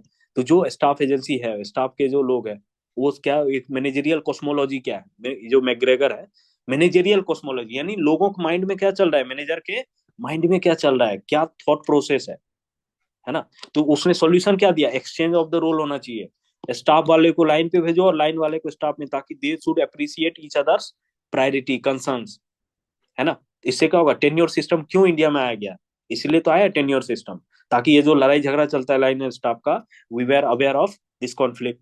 तो हम लोग टेन्योर सिस्टम लेकर आईएएस, है ना, ग्राउंड पे काम करेगा, बाद में उसको, है ना, स्टाफ एजेंसी भी बनाएंगे, ठीक। फिर उर्विक आता है, गुलिक के बाद हम लोग क्या देख रहे हैं, उर्विक, उसको भी वाइड रेंज ऑफ एक्सपीरियंस है। तो उसका मेजर कंट्रीब्यूशन क्या है, डिजाइन स्ट्रक्चर पे बहुत ज्यादा फोकस है, बिहेवियरल एस्पेक्ट को ये लोग क्या करेगा, नेग्लेक्ट करेगा। तो उसका ये मानना है कि we can not get into the minds of people and think what they are thinking. बाद में साइमन इसको काउंटर करेगा, yes we can get into the minds of people and think what they are thinking. जैसे suppose, है ना, all of you are attending class, I will think I can not get into your mind and I can not think what you are thinking right now, है ना। तो फिर, है ना, तो there will be other one, other thinker, कोई आएगा, नहीं ऐसा हो सकता है कि आई कैन थिंक, है ना, जब ग्रुप में बैठते हैं साथ में या टीम में, मैनेजर इज अवेयर ऑफ कि ये वर्कर्स या मैनेजर या सबॉर्डिनेट या टीम मेंबर के माइंड में क्या चल रहा है। जब कोई लीडर होता है तो अपने टीम मेंबर के माइंडसेट को भी रीड करना आता है ना। तो बाद में जो बिहेवियरल डेवलपमेंट होगा, उसके बाद उसको पता चलता है। लेकिन उर्बिक के टाइम क्या, बिहेवियरल स्कूल ये सब इतना डेवलप था नहीं, तो इसलिए, है ना, उसमें बी फूड क्या था, आप ना लोगों के माइंडसेट में नहीं जा सकते, तो इसलिए आपको क्या करना है, स्ट्रक्चरल प्रॉब्लम को सॉल्व करना है, डिजाइन और स्ट्रक्चर को खत्म, बेस्ट डिजाइन होना चाहिए, बेस्ट स्ट्रक्चर होना चाहिए, ठीक है। तो ये हो गया प्रिंसिपल, 8 प्रिंसिपल दे दिया, ऑब्जेक्टिव क्लियर कट डिफाइन करो, रोल्स रिस्पॉन्सिबिलिटी क्लियर कट होना चाहिए, authority, power, unity of command, है ना, हायरार्की, और ये सब हो गया। फिर सिग्निफिकेंस वही है कि, है ना, सिग्निफिकेंस एम्फेसाइज किस पे है, कि क्लियर कट काम को डिफिनेशन डिफाइन कर दो, ऑब्जेक्टिव क्लियर होना चाहिए, और सबका रोल्स रिस्पॉन्सिबिलिटी क्लियर होना चाहिए। तो ये तीन, है ना, ऑर्गेनाइजेशन अगर लैक करेगा तो प्रोडक्टिविटी डाउन होगा। अल्टीमेटली ऑब्जेक्टिव क्या है, productivity and efficiency of organisation should improve, that was the, main idea. तो रोल्स एंड रिस्पॉन्सिबिलिटी फिक्स करने से क्या होगा, अकाउंटेबिलिटी सेट हो सकता है, स्टैंडर्ड सेट होना चाहिए काम का। ठीक है, तो ये सब क्या क्लासिकल स्कूल्स है। गुलिक एनआरबी क्या बोलता है, साइंस ऑफ एडमिनिस्ट्रेशन 1937 में पब्लिश किया है ना। तो उसमें भी साइंस की तरह इमर्ज करता है। हम लोग बाद में देखते हैं चैलेंज कहाँ से आता है, हॉथरॉन एक्सपेरिमेंट से आएगा, फोले से, एमपी फोले से आएगा, बाद में साइमन और बर्नार्ड ने उसको चैलेंज किया। अब देखो क्रिटिसिज्म जब देखते हैं तो क्रिटिसिज्म में क्या देख रहे हैं, फॉर्मल मैकेनिकल स्ट्रक्चरल स्कूल है, क्लोज स्कूल है, डायनेमिक ऑफ ह्यूमन बीइंग को क्या किया, कॉग इन द व्हील बना दिया, है ना। People are not having any, no don't have to take any initiative, उसको हम लोग सबऑर्डिनेट कर दिए मशीन के प्रति, मेथड के प्रति, है ना। कोई डिस्टिंग्विश, पब्लिक प्राइवेट का डिस्टिंक्शन भी खत्म कर दिया गया जब से डायकोटोमी था, जेनरिक व्यू ऑफ एडमिनिस्ट्रेशन हो गया। उसके बाद फोकस कहाँ पे है, मीन्स ऑफ ऑर्गेनाइजेशन पे है। एंड इसलिए जो एनपीए आता है, एनपीए क्या बोलेगा, there should be goal oriented and oriented, too much focus on means. ये क्लासिकल थिंकर के कारण ही तो एनपीए का इमरजेंस होगा। ये जो कंट्रीब्यूशन थे, मैकेनिकल स्ट्रक्चर अप्रोच कोई मतलब नहीं है ना। तो इस तरह का तो क्रिटिसिज्म, अब देखो ये तो क्या हुआ, ये जनरल क्रिटिसिज्म हो गया, ये सब जितने भी क्लासिकल थिंकर है वहां लिखना है। दूसरा है स्पेसिफिक क्रिटिसिज्म, फोले ने क्या बोला, है ना, सोशियो साइकोलॉजिकल प्रोसेस होता है ऑर्गेनाइजेशन, कोई भी फंक्शन होता है। मायो क्या बोलता है, ऑर्गेनाइजेशन है जो सोशल सिस्टम, इनफॉर्मल ऑर्गेनाइजेशन के बारे में बात करेगा। भाई मशीन तो है नहीं, रोबोट तो है नहीं, सब आपस में बात करेगा, ग्रुपिज्म होगा। वही determine, informal organisation will determine कि लोग कितना काम से अटैच है, कितना खुश है, कितना उसके सोशल साइकोलॉजिकल नीड्स को फुलफिल कर रहे हैं, तभी जाके प्रोडक्टिविटी बढ़ेगी। साइमन क्या बोलता है, प्रोवर्ब्स, है ना, आपस में प्रोवर्ब्स है, स्लोगन्स की तरह है, अनसाइंटिफिक है, कोई एक्सपेरिमेंट हुआ नहीं, नॉर्मेटिव अपने एक्सपीरियंस के हिसाब से तुम कर रहे हो, यूनिवर्सल थ्योरी, इंपेरिकल मेथड होना चाहिए, है ना। तो ये डायनेमिक्स ऑफ ह्यूमन बिहेवियर को भी इग्नोर करता है, डिसीजन मेकिंग, कम्युनिकेशन, हर जगह तो लोगों का बिहेवियर डायनेमिक्स आता है ना। इनकंसिस्टेंसी भी है, कॉन्फ्लिक्टिंग भी है, तो रिजेक्ट करता है ये लोग, रिजेक्ट, रॉबर्ट डाल आएंगे उसने भी रिजेक्ट करेगा। तो कंपैरिजन, साइंटिफिक अप्रोच कैसे होना चाहिए, साइंस बनना चाहिए। साइंस के लिए क्या चाहिए कि कंपैरेटिव स्टडी हो, ह्यूमन बिहेवियर को प्रिडिक्टेबल कैसे बनाया जाए, है ना, how people, there are different team members, उसके बिहेवियर को कैसे प्रिडिक्टेबल तब बनेगा जब हम उसके जैसे मैनेजरियल कॉस्मोलॉजी है ना, theory X and theory Y जब पढ़ते हैं मैकग्रेगर का, open book management, human side of enterprise, उसमें क्या देखते हैं वो ह्यूमन साइकोलॉजी माइंडसेट को बताता है। ग्रीक एर्गारिस है, सेंसिटिविटी ट्रेनिंग की बात करता है। तो ह्यूमन बिहेवियर को कैसे मोर प्रिडिक्टेबल बनाया जाए, और normative consideration has to be made very clear, तभी आप साइंस बन सकते हो, otherwise it will, claim of science will remain the hollow, वो स्टेटमेंट आता है। तो ही टोल्ड कि भाई फ्रेंच एडमिनिस्ट्रेशन ये, लेकिन साइंस ऑफ एडमिनिस्ट्रेशन अभी तक नहीं है, ड्वाइट ऑल्डो आएगा। तो इसी साइंस, ये सब जो क्रिटिसिज्म हुआ ना, तो रिक्स ने दिल पे ले लिया, कहा कि नहीं ना ऐसा नहीं है। रिक्स बोला हम पवेट को बनाएंगे साइंस, हम डेवलप करेंगे कंपैरेटिव पवेट के थ्रू यूनिवर्सल प्रिंसिपल्स। तो बाद में वो फेल कर देता है, सेल्फ इम्पोज फेलियर बोलते हैं, है ना। तो वो यहाँ से रिलेटेड है इसका जो, है ना, इसके क्रिटिसिज्म को रिक्स ने दिल पे ले लिया, ठीक है, चुनौती ले लिया एज ए चैलेंज। फिर डाइट ऑल्डो आता है, वो भी क्रिटिसाइज करेगा, formal mechanical structure, same idea. Dynamic environment होता है, समाज में प्रॉब्लम सॉल्व करना एक डायनेमिक एस्पेक्ट है, सोसाइटी चेंज हो रहा है, तो आप मैकेनिकल अप्रोच कैसे लगा सकते हो, है ना। सोसाइटी चेंजेबल है, तो आपको क्या है ना कि ये चेंजिंग इन्वायरमेंट में काम करना है। इनफॉर्मल ऑर्गेनाइजेशन रिलेशन कैसे है ऑर्गेनाइजेशन के अंदर, वैल्यू लेडन होता है।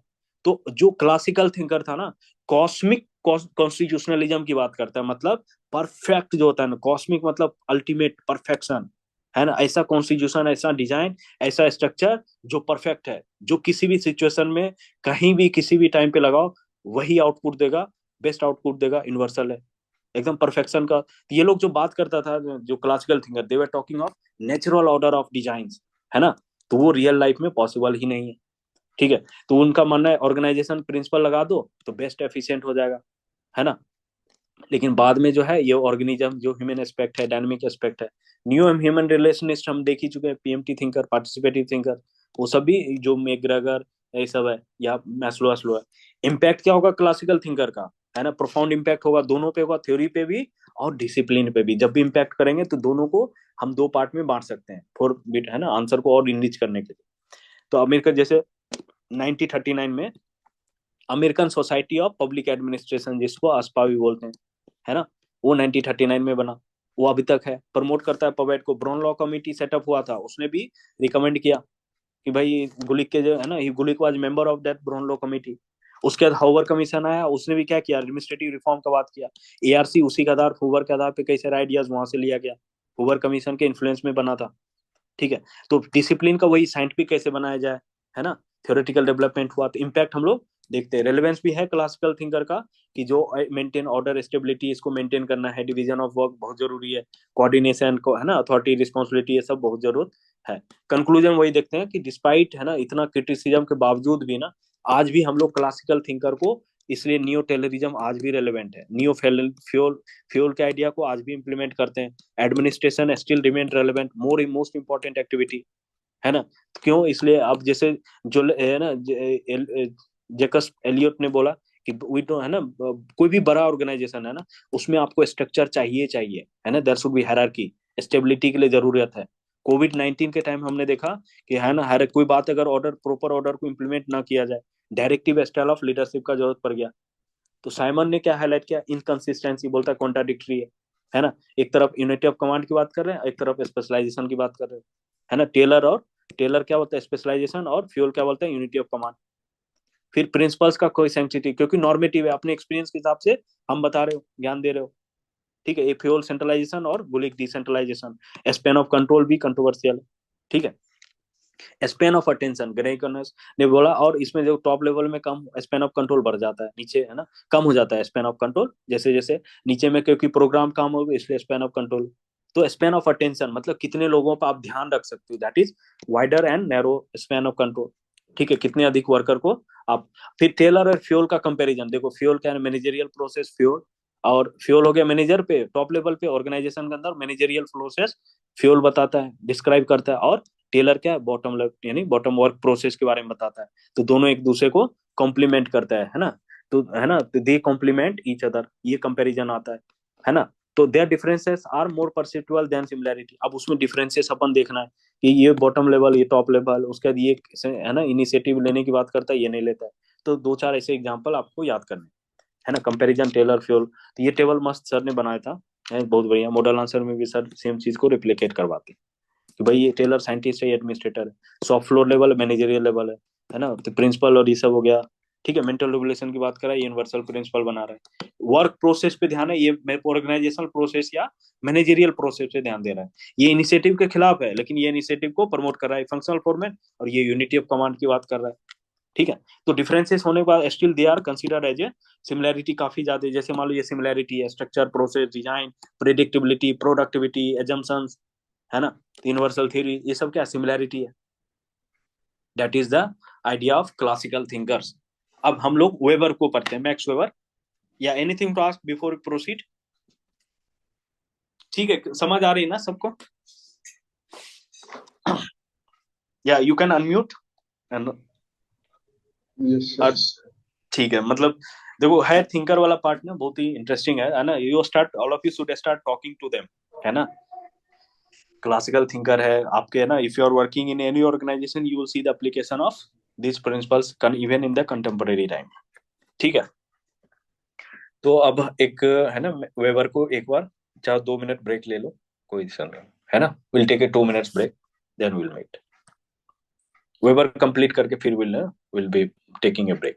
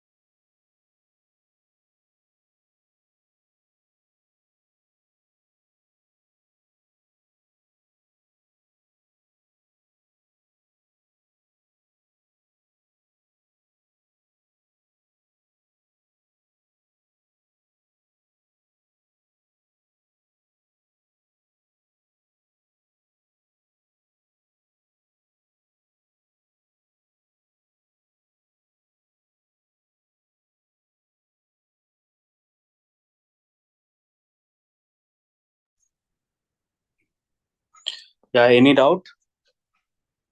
सब क्लियर हो रहा है? थिंकर है ना? All of you will also become thinker by reading this topic.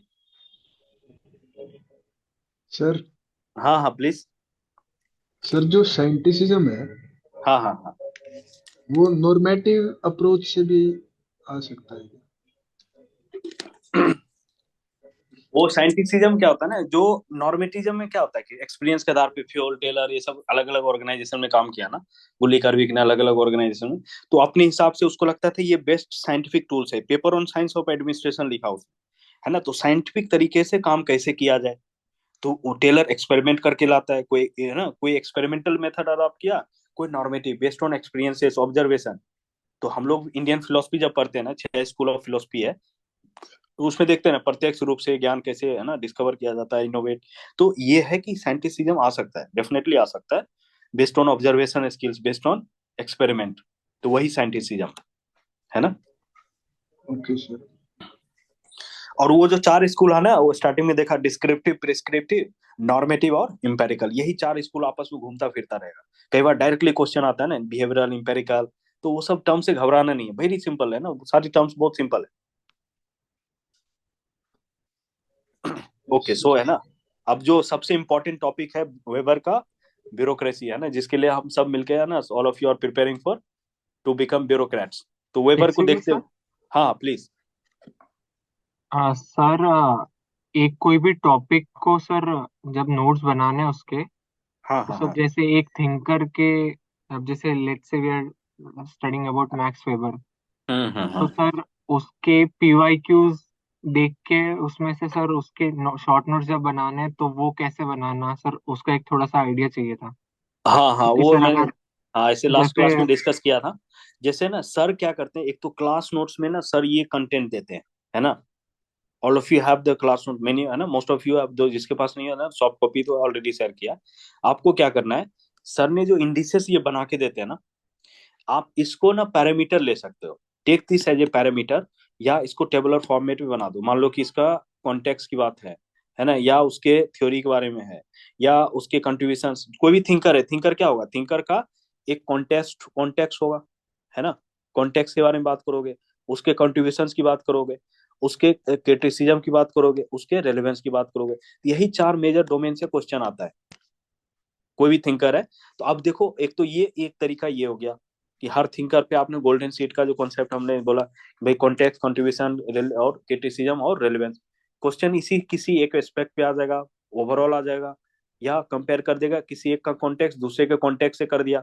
मान लो टेलर का फ्यूल का, है ना, साइमन के कॉन्टेक्स्ट से कर दिया. कंट्रीब्यूशन में कंपेरिजन आ गया, या क्रिटिसिज्म में कि कौन कितना ज्यादा अच्छा कौन सा है मॉडल, या रेलेवेंस कौन ज्यादा एप्लीकेबल है. एक तो इस तरह का क्वेश्चन आता है. दूसरा क्या आता है, जैसे मान लो कोऑर्डिनेशन है, तो इस कोऑर्डिनेशन पे किस किस थिंकर ने क्या क्या बात बोला है, या अथॉरिटी के बारे में वेबर बात करता है, फ्यूल बात करता है, गुली कार्विक बात करता है, क्या क्या है उसके की टर्म्स, ये सारे टर्म्स. तो जितने भी वोकेबलरी है ना, अकाउंटेबिलिटी एंड कंट्रोल जो टॉपिक उसमें भी पढ़ते हैं अपन.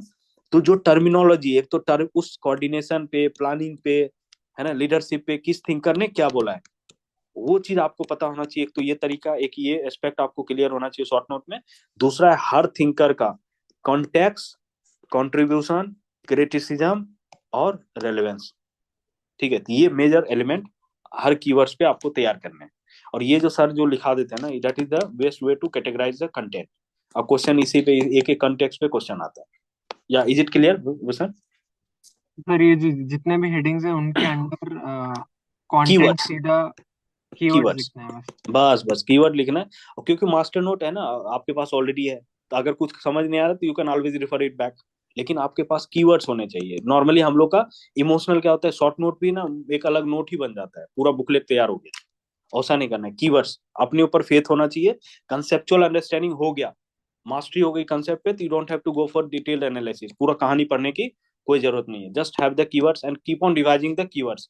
जी है ना, मॉडल आंसर जो है, मॉडल आंसर में भी आप सेम कंटेंट, जो कंटेंट यहाँ पे पढ़ रहे हैं, यही कंटेंट आपको मॉडल आंसर में, आई थिंक है ना, all of you have also witness it. जो 2 टेस्ट हमने डिस्कस किया, उसमें क्या क्लास का कंटेंट ही 90% कंटेंट तो क्लास का ही. बस 2 4 प्रेजेंट करने का तरीका, उसको यूज कैसे करना वही सीखना है. ठीक है. चलो ठीक, आगे चले। आंसर सारे हेडिंग्स पे होना चाहिए क्या कंटेंट? अब जैसे नहीं नहीं, ऑल ऑफ सारे द नाइन हेडिंग्स, सारे headings won't headings, be equally नहीं नहीं नहीं, इंपॉर्टेंट। सारे हेडिंग्स, कुछ कहानी तो सर बैकग्राउंड बनाने के लिए बताते हैं, है ना। इसमें आपको फिल्टर जैसे कॉन्टेक्स्ट है ना, या अब इसमें जो है इसको आप खुद एक तरीके से बना दो, कंट्रीब्यूशंस में डाल दो, एक एक हेडिंग सब हेडिंग ना उसको मैक्रो माइक्रो में डिवाइड कर सकते हैं। क्योंकि जिस प्रकार क्वेश्चन आता है ना पीवाईक्यू से समझ में आता है, क्रिटिसिज्म रेलेवेंस तो लिखना ही लिखना अलग से, है ना। इम्पैक्ट उस समय क्या था, आज के कॉन्टेक्स्ट में क्या रेलेवेंस है, उसका क्रिटिसिज्म, ये तीन जो एस्पेक्ट है सबसे इंपॉर्टेंट होता है। फिर जो रेलेवेंस के बाद ये पोस्ट जो डेवलपमेंट होता है कोई भी थिंकर का, जो later development, NPM, post NPM, Weberian, post Weberian, वो एस्पेक्ट को, ये चार जो लास्ट के तीन चार है ना, ये सबसे इंपॉर्टेंट है। बाकी तो कॉन्टेक्स्ट या कंट्रीब्यूशन ही है। ठीक है, ठीक। तो देखो मैक्स वेबर क्या है कि एक सोशोलॉजिस्ट था, है ना, ही बिकम द, इसलिए नहीं बोलते पॉवेट में जितने थिंकर है, कोई सोशोलॉजिस्ट आ गया, कोई है ना पॉलिटिकल साइंस से आ गया। तो अब ये आइडियल ब्यूरोक्रेसी का कॉन्सेप्ट, उस समय क्या था जब मैक्स वेबर आया था, तो ब्यूरोक्रेसी को निगेटिवली देखा जाता था, ब्यूरोक्रेसी बोला जाता था ब्यूरोमानिया है, ब्यूरोपैथोलॉजी है, तो वो निगेटिव एट्रीब्यूट्स अटैच था टर्म ब्यूरोक्रेसी को। पहली बार मैक्स वेबर ने ब्यूरोक्रेसी को एक पॉजिटिव कंस्ट्रक्ट दिया, एक मेंटल लीगल रेशनल ब्यूरोक्रेसी के टर्म में उसको लाया। इसको आइडियल ब्यूरोक्रेसी बोलते हैं, मेंटल कंस्ट्रक्ट है ना। तो आइडियल मॉडल मतलब क्या, परफेक्ट, यानी आइडियल मतलब एस्पिरेशन है, हर सोसाइटी हर ब्यूरोक्रेटिक सिस्टम अल्टीमेटली क्या है, आइडियल ब्यूरोक्रेसी की ओर जाना चाह रहा है। आइडियल मतलब which doesn't exist in reality, ideal bureaucracy जो फॉर्मुलेट किया वो अपने किताब में मेंशन किया उसके बारे में 1920s में। उस समय क्या प्रोटेस्टेंट एथिक्स चल रहा था, स्पिरिट ऑफ कैपिटलिज्म, उसका और भी किताब इन्होंने लिखा है। तो नॉट रिक्वायर, एक दो किताब में अगर चाहो तो इंट्रोडक्शन में यूज कर सकते हैं कि रेशनैलिटी का जब बात करते हैं ना, रेशनैलिटी के कॉन्टेक्स्ट में स्पिरिट ऑफ कैपिटलिज्म, कैपिटलिज्म क्या बोलते हैं, highest level of development of society या हाईएस्ट रेशनल सोसाइटी। और प्रोटेस्टेंट एथिक्स वो रैशनैलिटी की बात करता है, ये जो सुपरस्टिशन इसके खिलाफ बात करता है। ठीक है, तो उस समय का दौर जो था ना, कार्ल मार्क्स और ये सब बड़े बड़े थिंकर्स आए थे। तो अब जैसे ब्यूरोक्रेसी टर्म है ना, वेबर ने कोट नहीं किया, it was coined bye Vincent D गोनी, है ना, 1940, नॉट रिक्वायर्ड टू रिमेम्बर, है ना, उतना जानने की जरूरत नहीं है। तो बस ये जानना है कि जो कॉन्टेक्स्ट था फॉर्मुलेशन का, एक तो इंटरनल एक्सटर्नल और इंटरनल, एक्सटर्नल क्या था, इंडस्ट्रियल रिवोल्यूशन आ रहा है, एफिशिएंसी आ रहा है, कैपिटलिज्म आ रहा है। तो अब जो कैपिटलिस्ट लोग क्या चाहते हैं, लॉ एंड ऑर्डर होना चाहिए ना। अगर मान लो किसी को का पैसा खूब कमा रहा है, कोई भी आके उसका पैसा लूट गया, कोई भी है ना चोरी कर लिया, किडनैप कर लिया, लॉ एंड ऑर्डर प्रॉब्लम है, तो कैपिटलिस्ट लोग तो घबरा जाएगा ना, बिजनेस नहीं करेगा। जैसे मान लो कई सारे जो नॉर्दर्न स्टेट्स है, वहां पे रूल ऑफ लॉ नहीं है ना, वहां पे किडनैपिंग मर्डर हो रहा है, तो कैपिटलिस्ट वहां जाएगा नहीं जाएगा। तो इंडस्ट्रियल रिवोल्यूशन क्या चाहिए, स्टेबिलिटी, पॉलिसी में सर्टेनिटी चाहिए। प्रोटेस्टेंट एथिक्स ये सब क्या, रिलीजन आता है, वर्क एथिक्स ये सब प्रमोट करता है, रैशनैलिटी को प्रमोट कर रहा है। दूसरी तरफ डेमोक्रेसी आ गया, लोग पावरफुल हो रहा है। तो ये सारे जो कॉन्टेक्स्ट है ना, उसी के आधार पे एक तरफ सोसाइटी क्या देख रहे हैं, सोसाइटी कॉम्प्लेक्स होता जा रहा है, सोसाइटी में अवेयरनेस, एजुकेशन, लिटरेसी आ रहा है, सोसाइटी रेशनल हो रहा है, लेकिन ऑर्गेनाइजेशन अब तक इरेशनल था। तो उसको कैसे रेशनलाइजेशन ऑफ सोसाइटी किया जाए, तो उसने सोसाइटी के कॉन्टेक्स्ट को कैसे अथॉरिटी के कॉन्सेप्ट को एनालाइज किया in the terms of discipline. ठीक है, तो उसका जो एनालिसिस था, रेशनैलिटी क्या होता है, एलिमिनेट करो, मैजिकल एलिमेंट को क्या करना है, एलिमिनेट करना है, तभी तो रेशनल सोसाइटी होगा, है ना। जैसे अभी एक टर्म है ना, ये one term is very popular in nowadays, P से आता है, can anyone tell, world cup के कॉन्टेक्स्ट में बोला जाता है, ट्विटर पे ट्रेंड हो गया, एनीवन अवेयर, प्राइम मिनिस्टर के लिए कुछ टर्म यूज किया जा रहा है आज। यस सर, पर क्या तो ये मैजिकल एलिमेंट अभी तक है ना, हम लोग है ना पनौती और ये सब कॉन्सेप्ट पे भी अभी तक देखो ये कॉन्सेप्ट नेरेटिव चल रहा है, that is the 21st century में भी हम लोग ये मैजिकल एलिमेंट और इस भी बात कर रहे हैं कि लक है, बैड लक है, गुड लक है। ठीक है, तो सोसाइटी कहीं ना कहीं, सोसाइटी में जो मैजिकल एलिमेंट है, जो है ना सुपरस्टिशन, वो अभी भी पूजा पाठ हो रहा है ना, इलेक्शन में पहले या फिर मैच के पहले, तो पूजा पाठ से तो मैच जीता नहीं। तो कहीं ना कहीं we have to become scientific, temperament fundamental duty में बोला जाता है। तो मीन्स और एंड के बीच में सर रिलेशनशिप। इसको इमोशन बेस्ड पॉलिटिकल कल्चर। हाँ बिल्कुल, सब्जेक्ट ओरिएंटेड या पेट्रिमोनियल ब्यूरोक्रेटिक सिस्टम जिसको बोलते हैं, इमोशन और सेंटिमेंट के आधार पे वोट किसके आधार पे दे रहे हैं, वेरी गुड ऑब्जर्वेशन, इमोशन और सेंटिमेंट के आधार पे हम लोग वोटिंग करते हैं, रिलीजन के नाम पे, कास्ट के नाम पे। तो दैट इज स्टिल सिग्निफाइज कि हम लोग का सोशल डेवलपमेंट अभी भी कंप्लीट नहीं हुआ, we are still socially backward, है ना। पार्टिसिपेंट कल्चर, सिविक कल्चर, ये जो आता है, रेशनैलिटी होता है, ऑब्जेक्टिविटी आता है ना। Based on performance are you choosing the political parties, है ना। गवर्नमेंट का असेसमेंट क्या, हम जो प्रोमिसेस मैनिफेस्टो में किया उसके पैरामीटर को जज करके देते हैं, या हम उसके इंडिविजुअल के रिलेशनशिप, नेचर, कास्ट, रिलीजन के आधार पे वोट कर रहे हैं। तो दैट इज अगेन तो वो इंडस्ट्रियल सोसाइटी क्या करता है ना, industrial revolution has also impacted the society. Society में there it was a process of rationalisation, जो प्रोटेस्टेंट एथिक्स और वर्क कल्चर ये सब चेंज हुआ। वहां पे क्या दे रहे हैं, सोसाइटी रिवोल्यूशनाइज हो रहा है। सोसाइटी में जो सुपरस्टिशन था उसके खिलाफ मूवमेंट चल रहा है, रिनेसा मूवमेंट, है ना। वर्ल्ड हिस्ट्री में पढ़ते हैं, reform, American revolution, French revolution, ये सब क्या है, इनलाइटनमेंट मूवमेंट बोलते हैं इन लोग। तो वही है, पीपुल वेर अवेकन, है ना। लोग में रेशनैलिटी, समाज में, सोसाइटी में रेशनैलिटी आ रहा है। ऑर्गेनाइजेशन मान लो इरेशनल होगा तो कैसे काम चलेगा, इनकॉम्पेटेबल हो जाएगा। तो आपको क्या है कि आप ब्यूरोक्रेटिक सिस्टम, एडमिनिस्ट्रेटिव, जितने भी क्लासिकल थिंकर था, ऑर्गेनाइजेशन को साइंटिफिक तरीके से, है ना, रेशनल प्रिंसिपल होना चाहिए, रेशनैलिटी की बात करता था सबको, जितने भी क्लासिकल थिंकर्स थे, ठीक। तो उसने जैसे इसने बिजनेस मैनेजमेंट के हिसाब से ऑर्गेनाइज किया। अथॉरिटी, पावर, इसको देखा कि भाई लेजिटिमेसी क्यों है, पावर क्या है, अथॉरिटी क्या है, डिफ्रेंशिएट किया, है ना। अथॉरिटी क्या है, लीगल रेशनल होता है, जो लीगली एक्सेप्टेबल है, जो रेशनल भी है, यानी लीगैलिटी भी हो और plus legal plus rational authority हो, है ना। लेजिटिमेट होना चाहिए, ट्रस्ट, कॉन्फिडेंस, डेमोक्रेसी वही है ना। पावर क्या है, हार्ट ऑफ एडमिनिस्ट्रेशन। एडमिनिस्ट्रेशन को उसने इक्वेट किया एक्ट ऑफ डोमिनेंस, जो टॉप डाउन सेंट्रलाइज अप्रोच है उसमें क्या है, डोमिनेंस का है तो बात करते हैं ना, अभी भी है ना, कई स्टेट्स में आईएएस बन जाओगे तो बहुत डोमिनेंस, एकदम powerful authority, you will exercise lot of authority, people will be fearful of you, है ना। पुलिस ऑफिसर बन गया, आईएएस बन गया, तो people will be afraid of you, है ना। जाओगे तो भाग जाएंगे लोग, डर जाएंगे, किसी को डांट दिया था ना, कांपने लगते हैं। तो दैट काइंड ऑफ डोमिनेंस और जो authority exercise, power is the heart of administration, किसके आधार पे, वेबर बोलता था। तो अल्टीमेटली अथॉरिटी को एक्सरसाइज ही तो करना है ना। तो अब इसमें ये आता है कि भाई दोनों में डिफरेंस, तो अथॉरिटी को इसने कैटेगराइज किया, ट्रेडिशनल है, करिस्मेटिक और लीगल। ट्रेडिशनल मतलब जो हम हाउस होल्ड, पेट्रियार्कल, या जो लेनियन के हिसाब से होता है, लीडर्स का ट्रेडिशन कस्टम के आधार पे, जैसे मान लो ऋषि है, गुरु है, या फिर जो ब्राह्मण होते हैं, या फिर जो पंडित है, तो या जो है ना, कई सारे मोनार्कियल सिस्टम था, पेट्रीमोनियल सिस्टम, वो सब क्या ट्रेडिशन कस्टम के आधार पे ट्रेडिशनल अथॉरिटी। तो आजकल इंडिया में क्या है, मिक्स ऑफ ऑल थ्री, है ना। ऐसा समझा तो दिया तीनों इंडिपेंडेंटली वेबर ने, लेकिन सोसाइटी में हाइब्रिड चलता है, कभी इसका, है ना, मिक्सअप चलता रहता है। तो देयर आर मल्टीपल परसेंटेज, अगर तीनों का ग्राफ बना दिया जाए तो किसी का कुछ है, किसी का कम है, किसी का ज्यादा है, तीनों का मिश्रण बना के अपन टोटल अथॉरिटी एक्चुअली एक्सरसाइज होता है, क्या है ना। जैसे करिश्मेटिक भी है, प्राइम मिनिस्टर बन गया, लीगल रेशनल भी है, करिश्मेटिक भी है, मान लो वो ट्रेडिशन का भी यूज कर रहा है ना। तीनों को मिला के अथॉरिटी और कॉम्प्रिहेंसिव बन रहा है। तो करिश्मेटिक अथॉरिटी क्या हो गया, जो इंडिविजुअल करिश्मा है, कोई लीडर आता है एकदम, उसको है ना, उसके पीछे हजारों फॉलोवर बन जाते हैं, ही बिकम, जैसे गांधी जी है, नेहरू है, पटेल है ना।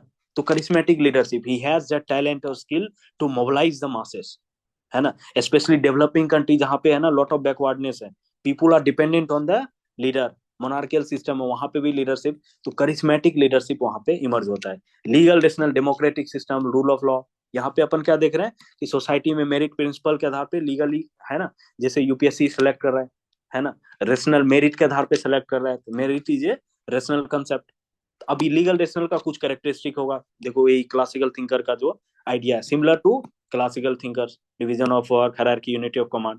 फिर कुछ कैरेक्टरिस्टिक जो मैक्स वेबर ने स्पेसिफिक कैरेक्टरिस्टिक क्या दिया अपार्ट फ्रॉम द सिमिलैरिटी, तो बोला ये रूल ओबिडियंट होना चाहिए, rule of law, system of rule of law होना चाहिए। लॉन्ग टर्म कॉन्ट्रैक्ट, यानी शॉर्ट टर्म, जैसे अभी क्या है ना, जैसे अपन बात करते कैरियर बेस्ड सिविल सर्विसेज, एक बार आईएएस बन गए तो जीवन भर निश्चिंत हो, है ना। लॉन्ग टर्म कॉन्ट्रैक्ट आपके साथ सरकार करती है कि you will be working on a long term Betis, उसके बाद आपको बेनिफिट भी मिलेगा, पेंशन भी मिलेगा, रिटायरमेंट बेनिफिट्स भी होगा।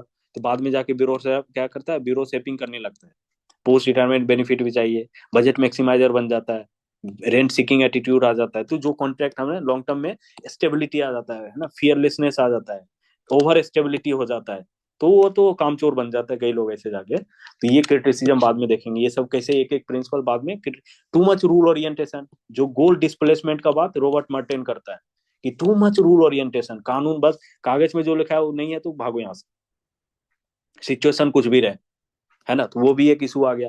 Full time occupational, part time नहीं होगा, तो normally it is appreciated full time. जैसे जापान के अंदर जो कैरियर बेस्ड सिस्टम है, people are associated for throughout the life. तो वो प्रिंसिपल क्या लॉयलिटी प्रमोट करता है ना। किसी भी ऑर्गेनाइजेशन में अगर आप जुड़ते हैं, पूरे जीवन भर के लिए जुड़ रहे हैं, तो आप उस ऑर्गेनाइजेशन के प्रति कमिटेड होंगे, इंटीग्रिटी होगी, कमिटमेंट होगी, लॉयलिटी होगी। तो that was the objective, it will promote loyalty to the organisation. Administrator जैसे रॉ एजेंट है, आईबी है, पुलिस है, डिफेंस पर्सनल है, तो लॉयल होना चाहिए ना। या एडमिनिस्ट्रेटर है, देश के प्रति कमिटमेंट, कॉन्स्टिट्यूशनल वैल्यूज के प्रति कमिटेड होना चाहिए, करप्शन, इनएफिशिएंसी ये सब नहीं करना चाहिए। दीज आर आइडियल ब्यूरोक्रेसी, इसलिए इसको आइडियल बोला जाता है। रिक्रूटमेंट किसके आधार पे होगा? जैसे आप लोग का सबका मेरिट चेक किया जा रहा है, यूपीएससी मेरिट देख रहा है ना, इंटरव्यू में देखा जा रहा है आपका मेरिट क्या है। फिर डिसोसिएशन, पब्लिक लाइफ को डिसोसिएट करना पड़ेगा प्राइवेट लाइफ से। जो ऑफिस का प्रॉपर्टी अपना खुद का प्रॉपर्टी नहीं बना सकते। रेशनैलिटी, न्यूट्रलिटी, इम्पर्सनैलिटी, यानी रेशनल, न्यूट्रल और इम्पर्सनल होना चाहिए। तो ये सब क्या है, इसके कारण क्या होगा, जो है ना, विड्रो विल्सन को अगेन यहाँ लिंक करेंगे। विड्रो विल्सन कैसे लिंक है? विड्रो विल्सन क्या चाह रहा था? ये political system non partition system है ना, इम्पार्शियल सिस्टम होना चाहिए, बिजनेस लाइक अप्रोच होना चाहिए, इकोनॉमी एफिशिएंसी पे फोकस करो, डिसकम्पैशनेट होना चाहिए। लेकिन बाद में इसको हम लोग क्रिटिसाइज भी करेंगे। तो यहाँ विड्रो विल्सन से लिंक है वेबर का आइडिया। एस्पिरिट द कॉर्प है ना, फ्योल ने भी बात किया, तो उसका सिमिलर यहाँ पे भी कंसेप्ट है। तो अब इसमें वही है कि स्पिरिट दो का इंटर सर्विस जो अभी राइवलरी होता है, अभी क्या आईएएस आईपीएस का डिबेट चलता रहता है, फिर आईआरएस आईपीएस का ना सैलरी का भी कॉन्फ्लिक्ट चलता रहता है। तो वर्क में एज ए टीम कैसे काम होगा, there are lot of issues with regard to esprit डॉग, इसलिए प्रमोट करना चाह रहा था। आइडियल ब्यूरोक्रेसी में ये सब कुछ हार्मोनियस होगा, ठीक है। तो सिर्फ स्ट्रक्चरल कैरेक्टरिस्टिक के अलावा वो कुछ बिहेवियरल कैरेक्टरिस्टिक भी देता है। बिहेवियरल भी है, जैसे मान लो कमिटमेंट, डिवोशन, डेडिकेशन पर भी सर्विस मोटिव क्या है, बिहेवियर से लिंक है। स्ट्रक्चर में जो rigid hierarchy, top down approach, ये सब जो था स्ट्रक्चर हो गया। तो हम लोग क्या देखते हैं, अल्टीमेटली नेशनैलिटी, रेशनैलिटी, इसको प्रमोट करना है। स्ट्रक्चरल कैरेक्टरिस्टिक क्या क्या है और बिहेवियरल कैरेक्टरिस्टिक क्या क्या है, यानी बिहेवियरल कंपोनेंट भी है और स्ट्रक्चरल कंपोनेंट भी है मैक्स वेबर के आइडियल ब्यूरोक्रेसी में। आइडियल क्यों बोला जाता है? मेंटल कंस्ट्रक्ट है, मेंटल इमेज है, यूटोपियन कॉन्सेप्ट है, रियलिटी में पाया नहीं जाता है ना। लेकिन अलग अलग एडमिनिस्ट्रेटिव सिस्टम क्या करता है, उसको आइडियल बना के कि ये this is ideal bureaucracy, non partition होना चाहिए। आज भी हम लोग अप्रिशिएट करते हैं। तो हम लोग अपने ब्यूरोक्रेटिक सिस्टम को, जो मान लो एक पैरामीटर है, बेंचमार्क, हम अपने जज कैसे करते हैं। जैसे कंपैरेटिव पवेड में भी आइडियल ब्यूरोक्रेसी को एक बेंचमार्क बना दिया। हम कंपेयर करते हैं, मेरा एडमिनिस्ट्रेटिव सिस्टम यहाँ है, दूसरे का यहाँ है, तीसरे का यहाँ है, चौथे का यहाँ है। तो इसके आधार पे अपन वो असेसमेंट भी करते हैं, this is the ideal bureaucracy, कौन कितना दूर पे है, कितना रिफॉर्म करने की जरूरत है। तो आइडियल मतलब वो एडमिनिस्ट्रेटिव सिस्टम भी अडॉप्ट करते हैं। फिर आता है कॉन्टेक्स्ट, हमने डिटेल में देख ही लिया, कैपिटलिज्म, प्रोटेस्टेंट एथिक, अथॉरिटी का बेसिस, क्योंकि डेमोक्रेसी आ रहा है, रूल ऑफ लॉ आ रहा है, ideal bureaucracy, American revolution, enlightenment movement, Renaissance, तो सोशल चेंज आ रहा है। तो एक तरफ क्या देख रहे हैं, एक तरफ सोसाइटी चेंज हो रहा है और एक तरफ एडमिनिस्ट्रेशन चेंज हो रहा है। एडमिनिस्ट्रेटिव चेंज और सोसाइटल चेंज, दोनों में क्या हुआ, एक लैग आ गया, गैप आ गया। तो एडमिनिस्ट्रेटिव लैग इसे ही बोलते हैं। यानी सोसाइटी में तो बहुत चेंज आ गया, टेक्नोलॉजी आ गया, सब कुछ रेनेसा हो गया, लेकिन एडमिनिस्ट्रेटिव सिस्टम अभी भी colonial, top down, bureaucratic approach, तो there is a gap, there is a administrative lag, ये होता है। तो रेशनल ब्यूरोक्रेसी डीह्यूमनाइज है, मतलब वहां पे लोगों का ह्यूमन सेंटिमेंट, इमोशन का कोई मतलब नहीं है। आपको रेशनल बनना पड़ेगा, don't bring your values, don't bring your emotions into the service. तो ये उसका मानना था, डीह्यूमनाइजेशन होना चाहिए, है ना। तो बाद में ये इसका क्रिटिसिज्म हो जाएगा, एलियनेशन आ जाता है ना ये। तो अल्टीमेटली जो वेबर का ब्यूरोक्रेसी था ना, उस कॉन्टेक्स्ट के लिए बहुत अच्छा था। क्यों? इंडस्ट्रियल रिवोल्यूशन को क्या, वहां पे जो इंडस्ट्रियल सोसाइटी है ना, उसको स्टेबिलिटी चाहिए, प्रिडिक्टेबिलिटी चाहिए, सर्टेनिटी चाहिए। उसके लिए तो स्टेबिलिटी ऑर्डर के लिए तो बहुत बढ़िया है लीगल रेशनल ब्यूरोक्रेसी। लेकिन डीह्यूमनाइज, आजकल जो डेवलपिंग कंट्री है वहां पे क्या है, ट्रांसफॉर्मेशन है, चेंज ओरिएंटेड, गोल ओरिएंटेड। तो वहां पे क्या है ना, आप एकदम इम्पार्शियल, नॉन, है ना, ये कंप्लीटली डिसोसिएट नहीं हो सकते सोसाइटी।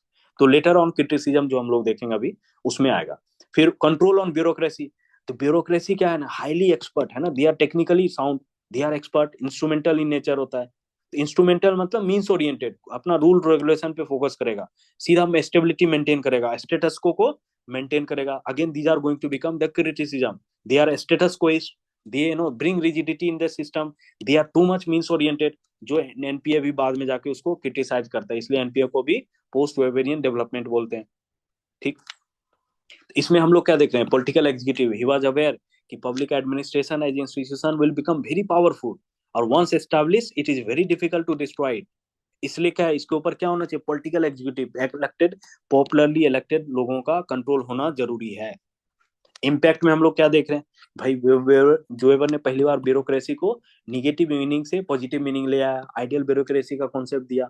उस समय के कॉन्टेक्स्ट के लिए क्यों इंपॉर्टेंट है, क्योंकि स्पॉइल सिस्टम है वहां पे इनएफिशिएंसी है ना, पॉलिटिकल इनस्टेबिलिटी था, इसलिए ideal bureaucracy became one of the most defining paradigm in the develop. इसलिए मोहित भट्टाचार्य बोलता है वेबर का जो आइडियल ब्यूरोक्रेसी है that is one of the first major contribution in the field of public administration. ठीक है, तो रेशनल की बात करेगा, रेशनैलिटी की बात करता है, सारे country most of the country are adopting the Weberian bureaucratic model. ठीक है, एडमिनिस्ट्रेटिव साइंस में भी अपन देखते हैं क्लासिकल एरा क्या था, एडमिनिस्ट्रेटिव साइंस की बात करता है, तो वो भी स्ट्रक्चरल फॉर्मल एस्पेक्ट को हाईलाइट करता है, जैसे टेलर ने वेबर ने किया था।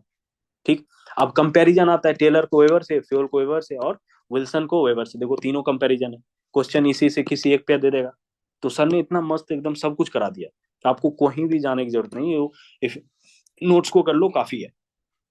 अब जैसे सिंपल है, तो फ्योल और वेबर का कंपैरिजन आता है, तो देखते हैं कि दोनों एक दूसरे क्लोज है ना। क्लासिकल फ्योल मैक्रो लेवल दोनों बात कर रहा है ना, मैक्रो थ्योरी ऑफ ऑर्गेनाइजेशन है, मैक्रो लेवल पे दोनों फोकस कर रहा है।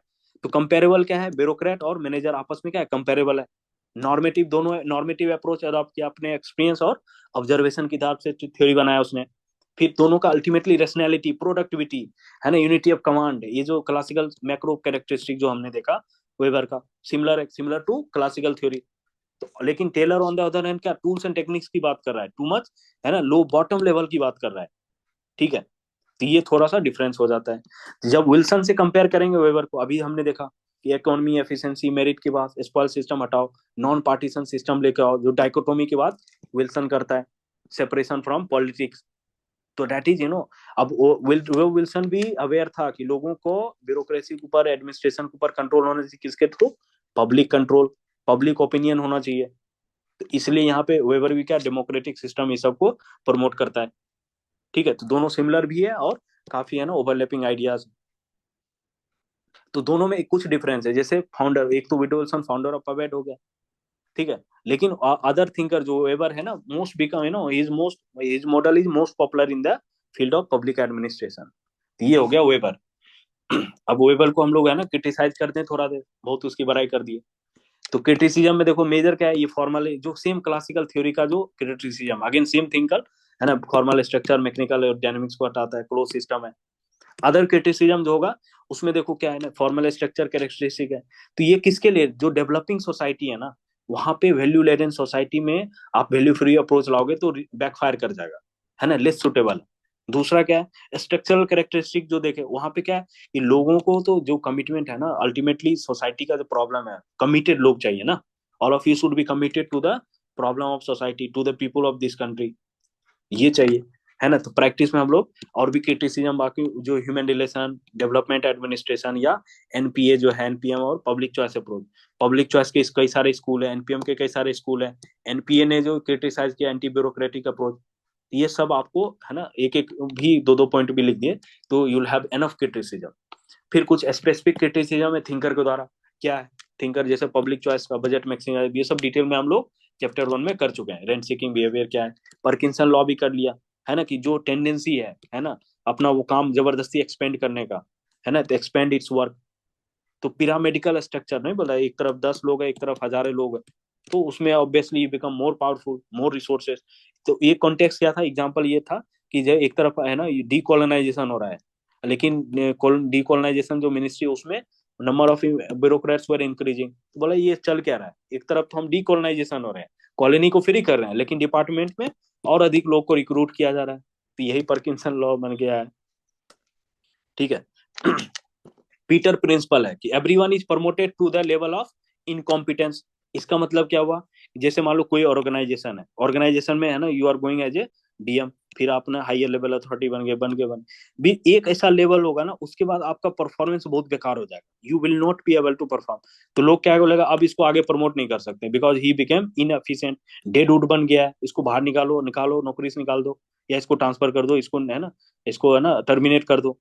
तो एक लेवल तक ना everyone is promoted to the level of incompetence, और जिस समय वो लेवल ऑफ इनकॉम्पिटेंस आ जाता है वहीं उसका कैरियर ग्रोथ खत्म हो जाता है, रुक जाता है। तो वही है पीटर प्रिंसिपल, मतलब क्या होता है, everyone is promoted to the everyone bureaucracy lies to the level of incompetence, है ना। ही क्वेश्चन द रेशनैलिटी, क्यों, जो हम लोगों को ट्रांसफर प्रमोट कर रहे हैं तो क्या हम उसके फ्यूचर परफॉर्मेंस के आधार पे तो कर नहीं रहे कि वो आज कैसा करेगा, हम करेंट काम को देख रहे हैं, उसके आधार पे उसको प्रमोट करके कोई और काम दे, लेकिन पता चला उस काम में उसको मजा नहीं आ रहा है। मान लो कई लोग फील्ड पे बहुत अच्छा कर रहा है, लेकिन वो डिपार्टमेंट में भेज दिया, सेक्रेटरिएट में भेज दिया, वहां पे अच्छा परफॉर्मेंस नहीं कर रहा है, जबकि उसका टैलेंट इधर है। तो ये एक लेवल ऑफ इनकॉम्पिटेंस का बाद में क्रिटिसिज्म भी है। एवरीवन इज इरेशनल है, जो हायरार्कियल अप्रोच है, वेबर का ब्यूरोक्रेटिक मॉडल है, दैट इज नॉट रेशनल। ठीक है, इनकंसिस्टेंसी है ना, अलग अलग चीजें सोसाइटी में चेंज हो रहा है, तो कॉन्ट्रैक्ट है ये। ठीक है, उसके बाद और बताता है कि जैसे सॉल्यूशंस भी दिया, इनकॉम्पिटेंस के शॉर्ट टर्म बेस्ड कॉन्ट्रैक्ट होना चाहिए इंस्टीड ऑफ, जैसे लेटरल एंट्री का डिबेट अभी चल रहा है ना, कि शॉर्ट टर्म कॉन्ट्रैक्ट पे लेके आओ instead of long term, long term में स्टेबिलिटी आ जाता है ना। फिर रेगुलर ट्रेनिंग, जो मिशन कर्मयोगी है, रेगुलर ट्रेनिंग दिया जा रहा है, अपग्रेडन, क्योंकि स्किल्स अपग्रेड करना पड़ेगा सोसाइटी के चेंज के हिसाब से, है ना। प्रमोशन के हिसाब से आप इंटर्म है ना, इन सर्विस ट्रेनिंग दो, 360 डिग्री और 720 डिग्री परफॉर्मेंस अप्रेजल होना चाहिए, जो हमने पहले डिस्कस किया कि भाई किस प्रकार उसका परफॉर्मेंस असेसमेंट होना चाहिए, 2 times 360 डिग्री, वो हमने डिटेल में डिस्कस किया था लास्ट क्लास। फिर इससे हम लोग ये देख रहे हैं कि जो लेवल ऑफ इनकॉम्पिटेंस क्या होगा, इसका सॉल्यूशन दिया कि कैसे आप ब्यूरोक्रेसी को मोर परफॉर्मेंस ओरिएंटेड बना सकते हो। आज के गवर्नमेंट का क्या फिलॉसफी है, परफॉर्म और पेरिस, परफॉर्म करो नहीं तो नौकरी से निकाल देंगे, है ना। 100 से अधिक ब्यूरोक्रेट्स को निकाला भी गया, they were consider as a dead woods. फिर क्लास ऑफ है, दो रेशनैलिटी की बात करते हैं, एक ऑर्गेनाइजेशनल और एक सिस्टमेटिक। ऑर्गेनाइजेशनल रेशनैलिटी को वेबर बात करेगा, और सिस्टमेटिक रेशनैलिटी मतलब एक्सटर्नल इन्वायरमेंट, क्योंकि एक्सटर्नल इन्वायरमेंट क्या कंटिन्यूअसली चेंजिंग है, डायनेमिक है, तो उसके हिसाब से आप जो है ब्यूरोक्रेटिक सिस्टम को अडॉप्ट बनाना पड़ेगा। लेकिन वेबर का जो मॉडल था स्टेटस क्वो था, तो instead of change oriented they were status quo. And of bureaucracy school of, ये भी क्रिटिक है, तो एंड ऑफ ब्यूरोक्रेसी को वारेन बेनिस बात करेगा। तो ये लोग क्या करता है, क्रिटिसाइज करता है सोसाइटी क्या है, डायनेमिक है, चेंजिंग है, कंटिन्यूअसली चेंज हो रहा है, तो नथिंग इज परमानेंट। अब उस कॉन्टेक्स्ट में आपको ऑर्गेनिक नेचर ऑफ सोसाइटी है, तो पीटर ब्लॉक क्या बोलता है कि आपको ब्यूरोक्रेटिक सोसाइटी भी एडोक्रेसी का बात करता है, परमानेंट है ना, स्टेटस कोई ब्यूरोक्रेसी नहीं चाहिए। अल्विन टोफलर हाईलाइट करेगा कि सोसाइटी जो है, सोसाइटी के चेंज को ऑब्स्ट्रक्ट कर रहा है, तो there will be future shock. तो ये end of bureaucracy school. Robert Merton क्या बोलता है, गोल डिस्प्लेसमेंट, ब्यूरोक्रेट्स का जो ऑब्जेक्टिव क्या था, लोगों का वेलफेयर या लोगों का सर्विस काम करना, लेकिन अब गोल क्या हो गया, रूल्स एंड रेगुलेशन को इम्प्लीमेंट करना, है ना। तो अब एक स्टेटमेंट पवन सर बोलते हैं कि ना, operation is successful but the patient is dead, है ना। ऑपरेशन तो बहुत सक्सेसफुल हो गया, प्रोसेस रूल रेगुलेशन एकदम परफेक्ट, लेकिन पता चला पेशेंट मर चुका है। तो दिस इज गोल डिस्प्लेसमेंट, है ना। पॉलिसी स्कीम बन गया, ऑब्जेक्टिव कुछ था, हम रूल ओरिएंटेशन टेक्निकलिटी में फंस गए, तो गोल क्या हो गया, डिस्प्लेस हो गया। That is the idea of Robert Merton. फिर ब्यूरोपैथोलॉजी आता है ना। ये क्या बोलता है, इतना रिजिडिटी हायरार्की, है ना, रूल एडहेरेंस हो गया, इससे क्या होगा, इनडिफरेंस हो गया सोसाइटी के प्रति, इनएफिशिएंट हो गया, इनसेंसिटिव हो गया, रिस्पॉन्सिव नहीं है। इसलिए एनपीए आके इसको काउंटर करता है कि भाई ये ब्यूरोपैथोलॉजी हटाओ और change oriented, goal oriented, sensitivity, है ना, इक्विटी, एथिक्स, ये सब आना चाहिए, लीडरशिप आना चाहिए। टू मच सीक्रेसी है, रिजिडिटी है, तो इसको ब्यूरोपैथोलॉजी यानी निगेटिव एट्रीब्यूट्स जो है वो हम लोग बिहेवियरल प्रॉब्लम को हाईलाइट करता है। क्यों आता है, क्योंकि इसका स्ट्रक्चरल कैरेक्टरिस्टिक के कारण ये बिहेवियर होता है, तो बोथ आर इंटरलिंक, ऐसा स्ट्रक्चर रहेगा तो ऐसा बिहेवियर हो जाता है, इसका सॉल्यूशन हमें देना पड़ेगा।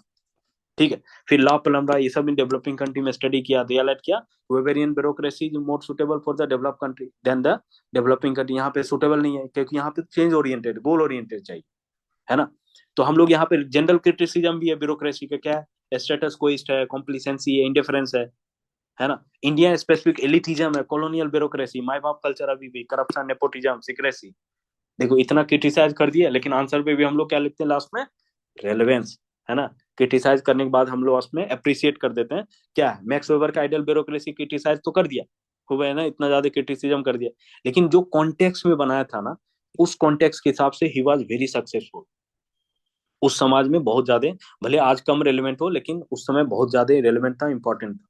उसके बाद कुछ पॉजिटिव कैरेक्टरिस्टिक है, जैसे रेशनैलिटी की बात आज भी इंपॉर्टेंट है, इम्पर्सनैलिटी चाहिए, एथिक्स इंटीग्रिटी की बात आज भी करता है, तो उस समय जो न्यू वेबरियन स्टेट जो कॉन्सेप्ट क्यों आया पोस्ट एनपीएम में, bring back state, state should be this, there should be centrality of state, again bring back the Weberian bureaucracy. Leo Panetta है ना व्हाइट हाउस में, है ना, वापस से वेबरियन स्ट्रक्चर लेके आया।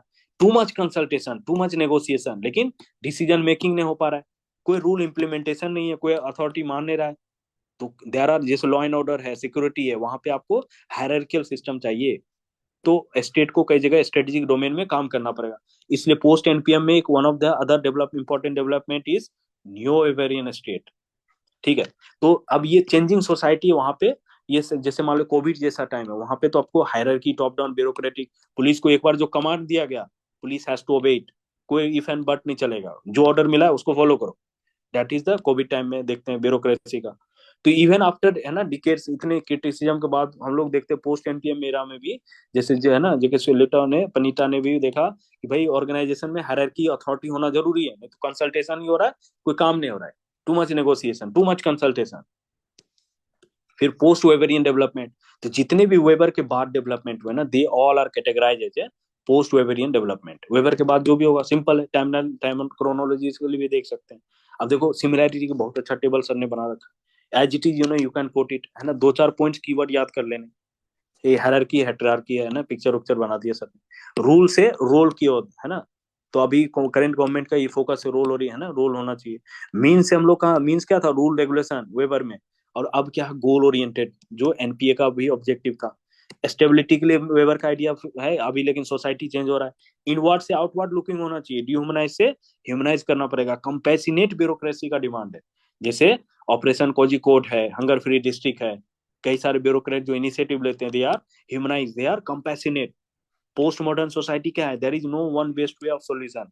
यूनिवर्सलिस्टिक आइडिया को, वन साइज फिट ऑल जो अप्रोच है ना, उसको खत्म करो। अब यहाँ पे पोस्ट मॉडर्न आ गया, इकोलॉजिकल अप्रोच होना चाहिए बेस्ड ऑन कंटीजेंस फैक्टर। तो पोस्ट वेबरियन डेवलपमेंट क्या कर रहा है, आइडियल ब्यूरोक्रेसी के जो कैरेक्टरिस्टिक है ना, उसमें चेंज लाने की बात करता है। जैसे एनपीए है, एनपीए क्या बात कर, डी ब्यूरोक्रेटाइजेशन करो, है ना। डेवलपमेंट ब्यूरोक्रेसी क्या बोलता है, डेवलपमेंट ओरिएंटेड होना चाहिए, है ना। पिरामिडिकल स्ट्रक्चर को हटा के कहाँ ला रहे हैं, मैट्रिक्स स्ट्रक्चर में। इसको आप जो जो चेंजेस है ना, डीब्यूरोक्रेटाइजेशन है, डेवलपमेंट ब्यूरोक्रेसी है, मैट्रिक्स स्ट्रक्चर है, पिरामिडिकल से मैट्रिक्स है, हायरार्की से हेटियार्की है, तो वो टेबल में सर ने ऑलरेडी बता दिया है ना। तो ऑर्गेनिक नेचर होना चाहिए, मतलब डायनेमिज्म आना चाहिए ब्यूरोक्रेसी के अंदर। और बाकी जो डेवलपमेंट है, जैसे न्यू वेबरियन स्टेट वाला जो बोकार्ट और पॉलिट का है, ब्लैक्सबर्ग मैनिफेस्टो, वापस दे re emphasise the relevance of Weber. Again Weber को नेग्लेक्ट नहीं कर सकते, even in the contemporary time, bureaucracy light, है ना। लियोन पनीटा, इन लोग का एक्सपीरियंस ये बताता है कि ब्यूरोक्रेसी को वापस से, है ना, ऐसा बिल्कुल नेग्लेक्ट नहीं कर सकते, स्टिल ब्यूरोक्रेसी इज रेलेवेंट। जैसे ब्लैक्सबर्ग मैनिफेस्टो आया 1983 में, उसने बोला वेबर को आप इतना रिजेक्ट नहीं कर सकते। न्यू वेबर इंस्टीट्यूट बोलता है स्टिल, है ना, वेबर इज रेलेवेंट इवन, है ना। सक्सेस, अगर एनपीएम को सक्सेसफुल होना है, तो हमने क्या देखा, there are certain pre conditions to make the NPM successful, that is the new Weber in state, rule of law, है ना। इवन गुड गवर्नेंस में भी देखते हैं रूल ऑफ लॉ, उसकी बात हो रही है। ब्यूरोक्रेसी लाइट मतलब डी ब्यूरोक्रेटाइज करो, है ना, डिसेंट्रलाइज करो, लेकिन, है ना, मार्जिनल इफेक्ट होगा ब्यूरोक्रेसी पे, लिमिटेड, मतलब bureaucracy still it is required. ठीक है, बिग ऑर्गेनाइजेशन, है ना, अफोर्ड ही नहीं कर पाता, अगर आपको यूनिटी ऑफ कमांड चाहिए चाहिए। ठीक है, तो इसमें हम लोग यही देखें, यूनिटी ऑफ कमांड, ये सब है, लीडरशिप। तो still despite criticism, even post Weberian development, all these are, you know, reemphasising the rational characteristic, या जो इम्पार्शलिटी, न्यूट्रलिटी, एनोनिमिटी है। और पब्लिक सर्विस एक्ट, अभी जो करंट 2014 में अमेंडमेंट हुआ, अगेन वेबरियन कैरेक्टरिस्टिक को वापस से री एम्फसाइज किया गया। ठीक है, उसके बाद अलग कार्ल मार्क्स का ना बहुत ही नैरो, एक सिंपल, एक कई बार एक दो क्वेश्चन पूछा है, तो उसके डिटेल में जाने की जरूरत नहीं। कार्ल मार्क्स का जो हम लोग पॉलिटिकल थ्योरी में पढ़ते हैं, है ना, बिग डेमोक्रेसी आ गया है, जो बर्जुआ क्लास और प्रोलिटेरिएट वाला जो कॉन्सेप्ट है, कॉन्फ्लिक्ट को दिखाता है। फिर उसका ये मानना है कि जो ये है, ब्यूरोक्रेसी क्या है, कैपिटलिस्ट के हाथ में एक, है ना, इंस्ट्रूमेंट, यानी bureaucracy as acting as a instrument in the hand of capitalist, और इन द हैंड ऑफ जो कैपिटलिस्ट गवर्नमेंट है। ठीक है, और ब्यूरोक्रेसी अल्टीमेटली वर्कर के, है ना, प्रोटेस्ट को सप्रेस करता है, उसको प्रोटेस्ट करने नहीं दे रहा है, उसके वॉइस को सप्रेस कर रहा है। तो bureaucracy acting like a elite का एक इंस्ट्रूमेंट, ताकि आम आदमी को रूल रेगुलेशन के अंदर रखा जाए, उसको, है ना, दबा के रखा जाए, प्रोटेस्ट वोटेस्ट करने ना दिया जाए। तो एक निगेटिव व्यू देता है कि that is the instrument of बुर्जुआ class, proletariat class को डोमिनेट करने के लिए ब्यूरोक्रेसी क्रिएट किया गया। जो क्लास स्ट्रगल होता है उसमें हम लोग देख रहे हैं इंस्ट्रूमेंट कर रहे हैं बुर्जुआ क्लास के इंटरेस्ट को प्रोटेक्ट करने के लिए। They are instrument of state, वो न्यूट्रल है, इम्पार्शियल है ना, उसका कोई वैल्यू नहीं है, वैल्यू फ्री है, एलिएनेटेड है। तो वो क्या होगा, एक्सप्लॉइटेटिव बन जाता है, वर्कर्स को एक्सप्लॉइट करता है, डंडे पीटता है, जैसे पुलिस प्रोटेस्ट ये सब देखते हैं। तो करेंट है ना, सीजीआई का भी रिमार्क है कि जो इन्वेस्टिगेटिंग एजेंसीज है ना, तो उसमें क्या है, वो सिंपली क्या प्रोफेशनलिज्म ये सब में लैकिंग है। तो यही है कि, और उसके बाद एफएम मार्क्स का भी कुछ कमेंट है। अब ये उतना इंपॉर्टेंट नहीं, ये जो सर ने लिखा है ना, that is not much relevant, questions कभी आता नहीं है, गार्जियन टाइप ब्यूरोक्रेसी है ना। तो वेलफेयर, जैसे मान लो स्टेट का काम बच्चे लोगों को बच्चे की तरह ट्रीट करता है, we will take care of everything, है ना। कास्ट बेस्ड ब्यूरोक्रेसी है, क्लास बेस्ड ब्यूरोक्रेसी है, जैसे ब्रिटिश का था, इलीट बेस्ड सिस्टम है, मेरिट बेस्ड कॉन्टेम्पररी टाइम का है। तो हम लोग ये सब देख रहे हैं कि जितना भी डेवलपमेंट हुआ, इसमें वेबर वेबर जो भी है ना, वेबर के आइडियाज को आपको वही करना है। कोई भी थिंकर है, थिंकर का कॉन्टेक्स्ट, कंट्रीब्यूशन, क्रिटिसिज्म और रेलेवेंस, ये चार मेन कंपोनेंट आपके तैयार होने चाहिए। अब देखो ये जो सेम चीज ना, जब मॉडल आंसर डिस्कस करेंगे, again all these contents are going to be used. ठीक है, या इज द थिंग्स क्लियर, सबको समझ आ रहा है? Yes, sir. चलो, तो I think anything to ask और वी कैन कंक्लूड नाउ, या any query, anything to discuss?